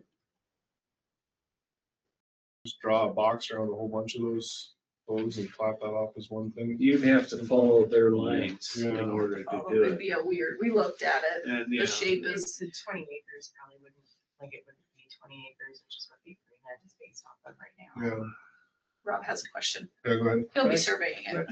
Do I need to give my name and stuff? Yeah, probably. Rob Maddox, on my home address. Yeah. This is 12007 Cloud Ridge Road. Work for Lauren Graham at Ponderosa Land Surveys. We did this work. The whole Golden Reward area was mine, so there's no corners on any of those loads. So you can't plat a remainder because there's no corners. We could do a compass rule and determine that area, but it's not gonna be original corners and it's not gonna be original acreage. My opinion is we could do the acreage table. We believe that the mineral corners, that we got the data from Wharf and we checked in on some stuff. We believe they're very accurate. So our remainder tables, acreages would be plenty good. About as close as we can get, probably. Probably as close, closer than the original surveys. Yep. So if they can't figure out acreages from that, I mean, since it's already, it's, mining property, so you're not getting a lot of tax off of it. I don't know what the tax rate is, but the little bit of acreage discrepancy doesn't make any difference. So then in the future, it's gonna have to all be resurveyed anyway. Everything to the east would have to be surveyed and everything to the west, and you would have to find the corners of those boundaries to be able to survey. And that everything around it is golden reward. There's not one.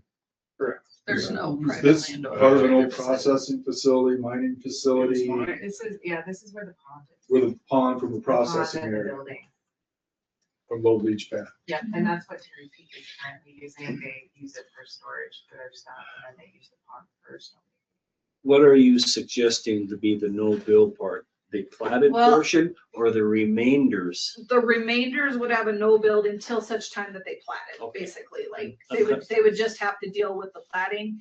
And then the tract PMP, we would probably just add a notation on there that it would say for transfer purposes. That's what we did the last time we did something like this, so that we knew it was because they were transferring land from one entity to the other. I personally would be comfortable with that. That way, Yeah. the value is not there if they can't build on it, so. Excuse me, back before they mined this golden reward area, they had a company come in, Tyree was the company name, and they set every corner before they mined it. So whatever wasn't disturbed, those corners are gonna be all the way around the perimeter. So when you go to plat those, or when they go to plat those, that shouldn't be a problem. If you went through the process and created remainders now, they wouldn't be accurate. Yeah, that's what I'm thinking. But I believe that we can, I mean, you're gonna be plenty close to for taxation purposes. I'm not worried about these guys. I'm worried about somebody gets hold of. Well, and I these think that's guys. why we've done it before, where Yeah. at least we have that for transfer purposes only. We know there was a reason, and then in the Yep. minutes, we would put it's to transfer the property from this entity to this entity. That's why we're allowing it. It's true. So it's kind of an exception. Is it true that this falls under the jurisdiction of DANR? So unless and until it's excluded from the area, I don't think I couldn't couldn't build sell it anything right out there now. anyway, could I? I can't do it, like, it's They ours. can't sell a load right now Good. anyway. So so we could put the no build on there for transfer purposes only, but literally you couldn't do it if you So wanted to. it's still within your permit area and you haven't even released those permits yet. Correct. That's That's why I think that the PNP tract would have a note that says for transfer purposes only, because that's all it's for. They're platting it, but they're transferring it to another entity. So, A couple more items. Yeah, go ahead. I'm confused. Why does it say access is off Terry Summit? On We what? off Nevada Gulch and then Terry, the Blue Chair Road. It's just an area. It's a layout plan. We can fix it. Yeah, we can just fix it. And then as far as the fire plan, I didn't hear anything about that till yesterday. There's not a single pine tree or evergreen on this, so I don't think it needs a fire plan. Yep, so that was one of the questions. That's again why it's a layout plan is, it's just in here that notifying these guys that there's no fire plan in here. We would normally just look at it. This would fall underneath the area if we chose to just not require it because there is, if you've been down in there, there's not much there. so Bruce, with the no build comment would just confuse things. I think it might, now that you put it that way. I think so, yeah. So just It's redundant, I think. motion to approve the plan. It's Oh, no, layout. layout plan. Approve the layout plan. Second. Okay, discussion? And are you okay with not doing a fire plan Yes, because of where it's located? yes, it's Okay. in rock, yeah. So we'll include both of those in your, Thank you. All in favor, say aye. Aye. Opposed, same sign. Motion carries. so no Okay, fire plan. thank you for the clarification. And Rob, did that make sense with the table, the acreage table? Sure. Just do that, and then it sounded like that would be okay for you. I wouldn't want to cut down the trees that we put out there for reclamation anyway. Yeah, exactly. The way you didn't go. Big busy cut down. Then we tell them Make them cut down the reclamation trees. I know. Okay. Thank you. Next one. Yeah, final plat for Two-Bit LLC. This one, yeah, this is a pretty easy one, meets density requirements, everything's out there already.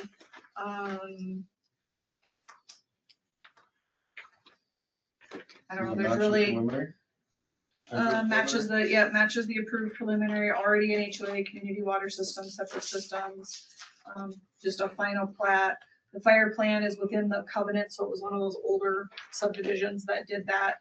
And the lot will have mitigation done during the building process. So we've kind of done that where as they go out there and they actually start getting a building permit, you'll see a lot of that happen. So the occupancy certificate should not be issued until the fire specialist has re-reviewed and the mitigation letter received. Okay. So. Any other questions? Move to approve. Okay, Second. discussion, all in favor say aye. Aye. Opposed, same sign, motion carried. Ted and Kathy Collins. Okay, this one is the one that, we had seen this, I think we did a layout plan on this, it's been 7-8 months ago probably now. And they've been going back and forth between Thompson's and the new owner. But in order for them to be able to have a legal description to sell it, we had to create one because we couldn't find anything, because it was basically an unplatted remainder of a quarter, because the other part of the 40's on the other side of the interstate. So it was like just a little piece left over. And with this one, they're probably going to do a change of zoning on it. I don't think they fully finished it. They started the process and then this just took a lot longer to get this part. The only thing is, and we have that in here, that the lot is not in a road or sanitary district. The South Dakota DOT is working with the adjacent church because the DOT does not want an additional, because it's right at the, where the interstate and everything kind of all comes together. So the DOT will not allow an additional access here, but this one here goes through there right away already to access the adjacent access. So they would like to see an access come here and then come through, so it's the same access point. So basically what we said is the plat isn't that big a deal. It's not a county maintained, that's not a county maintained access there anyways, but the DOT will not, they have to approve the plat. They have to sign the plat for access, and they've already told them that it'll have to have a shared access point. So, and we just wanted to make sure that that was in here, so everybody knew that they have to come to an agreement with the DOT and the adjacent landowner. Yeah. And then this was one of those kind of like what Rob had just said. I don't think we would need a fire plan on this particular one if you're okay with it. Okay. Any other thoughts? And you can see this does have a recommendation that we will not record the plat until the section line vacation, because they started the section line vacation process as well. So if we make a motion, we should approve that. Yes. Move to approve with the exception. Second. Okay, discussion, all in favor say aye. Aye. Opposed, same sign, motion carries. Okay, final plat for Weber's.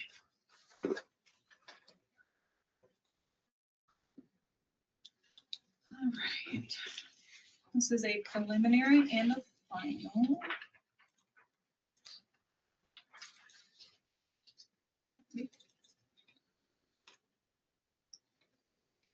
So preliminary plat of R2C1, R2C2, and R2C3. That means lot lines have been moved a lot. So the property is located off of 385 at Robay Lake Road. Property is zoned Park Forest to 8 residences per 40 acres. Total acreage is 16.893. Approximate 5.631 acre average. The smallest lot will be 3.6. The largest is 7.9. They meet the density requirements of the Park Forest zoning district. Each lot will have its own septic and current well, may or may not be shared. They can do either. They just have to go through the proper procedure to do it. We did request no fire plan due to the location of the property. The trees are on the other side. Basically, it's fairly open right there.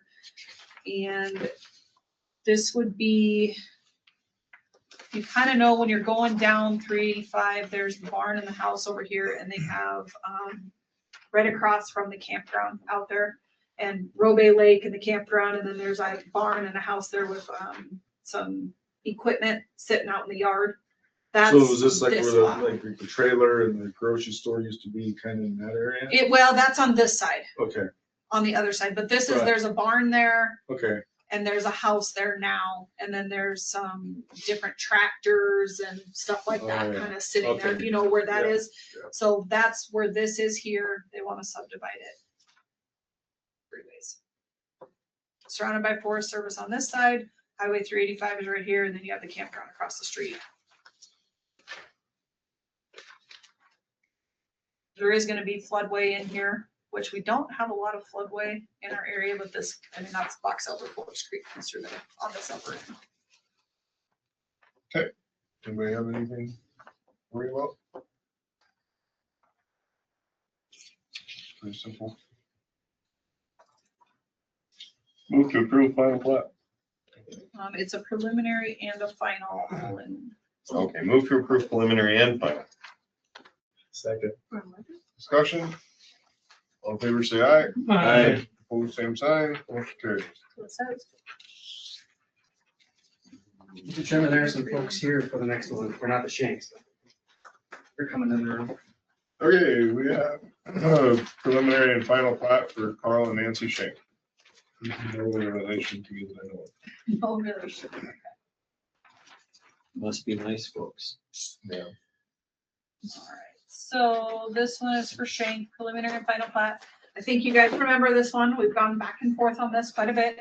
After the last time Shanks had come in, you guys had asked them to move the access back up to where the original access was and do a shared access point.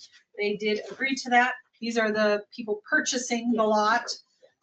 Shanks were not able to be here. They did call me today, but they told me that you guys would be here. And the our highway department and Game Fish and Parks received this new staff report showing the new location and everything, and it did not sound like there was any concerns. Obviously, if they would want to do any, you know, crossing of the existing area or anything like that, they're gonna have to go through proper procedure to get that done if they have to tear up the Nicholson Trail. But for any reason. So I think So they did what we asked? they did what you asked, so it's existing driveway, and then basically it comes in and kind of splits off, so both sides will have access. John really wanted it where it's at now. Yeah, so can I just restate that? So we're gonna use the existing approach, and if that would change for any reason, we'd have to do an approach permit through the highway department, which would come to the county commission, right? So that was one of the big issues. Yep. We just took and changed the land. It'll be up for I come straight off that approach onto my place street. Yeah, so you can see this is the existing right here. This is where it was. They're gonna leave that in place, and then these guys can build their driveway and come down this way, and these guys can still get to their barn, which sits right here. Perfect. So, property line got a little weird shaped. That's what it came down to, because there was some trees or something that Shanks wanted to preserve for themselves, and that's where we came down to it. I said, you don't have to have a straight line. So they went around them. I think that was part of the discussion. It was. Mr. Chairman? And I don't know, I remember the Mickelson Trail plays into this somewhere. It's right here. Crosses it right there. And you know that, you know, this the county planning and zoning, the county can't give you permission to do anything on the Mickelson Trail, right? Right. So whatever that means, you'll have to work with them, if at all, right? There is a crossing there right now, so. Yep, Good to go basically then. they Okay. said as long as they don't tear that up or anything, if they just drive across it, it's fine as it is. I think there was talk of using it as a driveway at some point or something, but That was different. yeah, okay. Okay. Move to approve preliminary and final plat. Second. Discussion? All in favor, say aye. Aye. All the same sign. So this does, sorry, this does go to the county commission next Tuesday as well. Up to you guys if you want to be there or not, just like you were today. Bill, we need to be here for that. I don't really think so. I mean, I think this matches what they've already told you they wanted to see. So I think you'd be okay. The world Worst is case run by scenario. those who show up. Yep. The worst case scenario, you guys. That's a good statement. You could log in online if you want to. Okay. Yep. Okay. Yep. We'll do that. Okay. Thank All right. you. Thank you. you. Oh, I can be up there. Okay, I'll make sure I get my hair done. Okay. Thank you very much. Thank you. Thank you. Thank you for Guys, coming. have a great day. You too. All right, so this one is for KR Deer Mountain Club, lot 143R of Block B of the Village, formerly lots 145 and 143 of Block B. The owner is combining two of their lots into one. The subdivision is planned unit development already, allows for the lot sizes. There's covenants already in place. It'll be hooked up to the Deer Mountain Sanitary District and water. There'll be an individual septic system. The access is coming off of Terry Peak Summit Road. Subdivision already has a fire plan in place for the two lots. So you're actually combining two lots. Move to approve preliminary and final. Second. Discussion?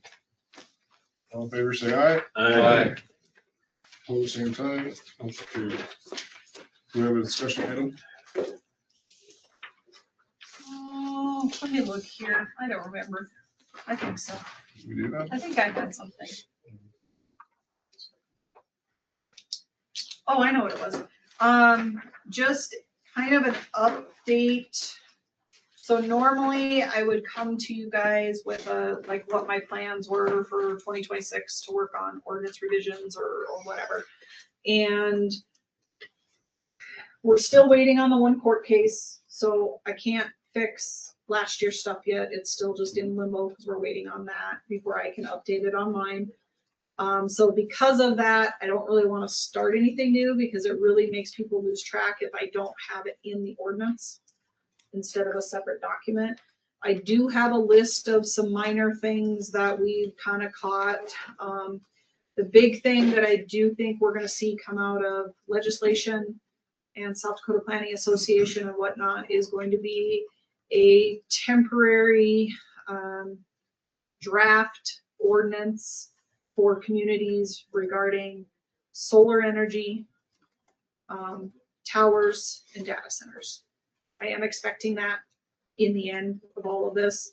I think if nothing else, I think it's needed because those companies, we found out when we did, CAFOs and when we did our first wind energy ordinance, basically the companies can come in and say, okay, this isn't going to work because they look at what the regulations are and it just makes it easier for me to tell them where right now we don't have that for cell towers. We're seeing more and more cell towers and we don't have anything for solar energy.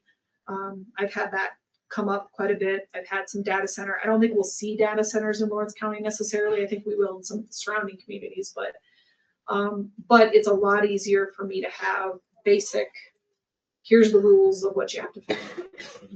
So instead of it right now, if they come to me, it's not listed in our conditional use permit section.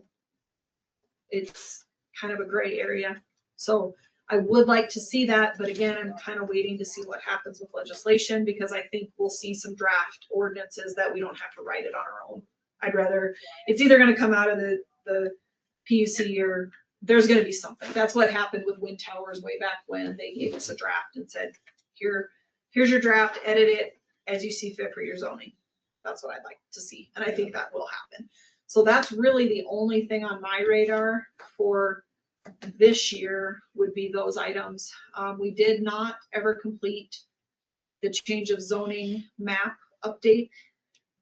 We had talked about that and we were hoping to do it as part of the comprehensive plan update and that just kind of went to the wayside. At this point, I feel like we kind of just leave the map alone. We do have a zoning map. I don't think it's really going to help us at all to go through the whole process to do a full update without having the comprehensive plan, master plan development that we had sort of talked about. I know from the county commission level, they looked at it. Obviously this year's budget, it didn't work, but I think it's in their minds, for future budgeting. But that's where we're at. I just don't think it's worth spending the time or effort on it without having the other information at this point. So that was really it, unless there's anything, campgrounds were on the list, private versus public, how we're going to deal with that. But this situation today might kind of help be able to deal with that once we know from the Board of Adjustment. Why do you think he really wanted to get the CUP?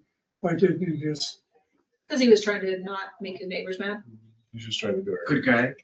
He wanted to be very upfront with them. Transparent. And that happens so often. I think People it'll come in turn and try out to all right. Go above and beyond, and they get hammered every freaking time. Nobody goes unpunished. Yeah. Yeah. So, Are we off recording? no, We're still going. So the data centers and the solar panels are something we talk about every day at Beat Electric.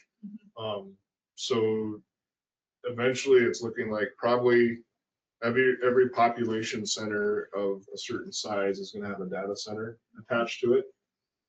Just to get everything transferred around and the distribution of power and all that kind of stuff. So at this point right now, we don't really see anything coming to this immediate area. correct. But it's on the horizon a little bit. And it's interesting to watch the same people who 2 years ago were completely against using more power, that would shut down all the coal plants, that shut down nuclear plants. Let's have green energy. Now all of a sudden they need power for a data center, but we can restart coal plants and do all sorts of stuff to get power for data centers. And so it's interesting that like if you do the AI Google search versus regular Google search, it takes like I think it's 7 times more power. So every single person is sitting there doing that over and over and over every day, and then we're generating caricatures of ChatGPT on Facebook, and so the amount of data that's out there is just unbelievable. And like an example is the Butte Electric. Our entire load is about 25 megawatts for me, Butte and Lawrence counties. Everything that Butte Electric serves in that area, which obviously some of the bigger loads are Black Hills Energy, but so we're 25 megawatts on a kind of normal average.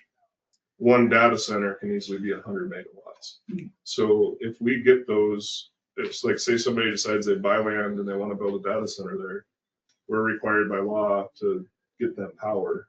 But we are allowed to charge them however we want to do it and charge them for the line extensions and all that kind of stuff. But it's an interesting thing. I mean, for us, if we get a load that's 4 times our entire system, I mean, that changes your business around a whole bunch, and there's zoning and people don't want to live by it and all that kind of stuff. So Yeah, so I mean, that's what I'm looking at is I feel like if nothing else, just like we It's a did lot with of wind difference. energy, you know, Yeah. our wind energy ordinance really never got used. But when those people called me, I could tell them, here's the zoning it's allowed in, this is what the CUP is. It helped them to determine, well, okay, we have to be here or here or here. Like, I think it's just, we really should do it. Towers, I get calls on towers all the time. They're on, a lot of them are on, they go to the federal ground because they don't, that's just where, you know, to get service places, the federal ground. So we don't have any permitting. But I do think we're starting to see some of those where like cities around City of Spearfish, we've had, you know, like the old one out, We just did a you new know, one. yeah, they just did a new one. We're seeing more and more. So sometimes it would be nice if we had those basics. It has to be so far away from the property lines, because then it just makes their job easier. They say, well, okay, it works here, it doesn't work here. Yeah. I would like to see that because we're getting more. And then the solar that I'm seeing with solar, I just met with a company last week, was it? I think they were here. And basically they kind of said the same thing is like, you know, we're not, some places it's not going to work. We know that. But it'd be nice if we just had a general set of rules. We know, okay, we can, this general zoning district, we can look in. Well, if it's Park Forest doesn't allow it or whatever, we know just not to waste our time there. That's what they're looking for. And it makes our jobs easier too. Parking lots would be wonderful. Yeah. It's interesting with all the renewable energy that's gotten put in, supposedly, the home scale solar panels, the little windmills, all that kind of stuff. We don't do the numbers of Butte Electric, but Rushmore Electric, which is all the co-ops in the western half of South Dakota except for Grand Electric. In that whole entire footprint, I don't remember the exact number, but of all the electricity that got produced by those renewable sources that Rushmore Electric had to pay back to the consumers, it amounts to like a couple $100 a quarter for all of them, for the whole entire western half of the state. Yeah, they're just not, they don't. So it's just not working. Well, and people have even said that the couple that I know put them in, they're like, we don't even use it anymore. It's just sitting there. It's just decoration now because it just doesn't do anything. And I think even the one down in Boulder Canyon got removed. I think it's gone. I think that guy finally said, yeah, whatever, it wasn't worth it. It's true that land prices here, at least in Lawrence County, are probably so high, you would never devote anything to substantially to, yeah. Houses are too big. You have to look at the number of solar powers you have, panels you have to put in. That's what I mean, right? You have to Wind have, turbine and solar panels. When you look at electricity at like 11 cents a kilowatt hour, that's available anytime you want it. It's so cheap that it's. just one of those data centers, if you're buying something like that, does that thing like actually hum? It sounds like it. I haven't been by one, but I've heard that they're. I just they can saw be a fairly video on anybody working there has got big earmuffs and stuff, yeah. I can't imagine, yeah. So that was it, just to, I usually try to do that in January and I just hadn't really looked at it. But we were hoping to have the court case dealt with. So Yeah. that's all I have. Okay, items from planning and zoning board members. Okay, public comment. Next meeting is Thursday, March 5th at 1:30. Good, all right. Now the recorder is off. Not yet. Man,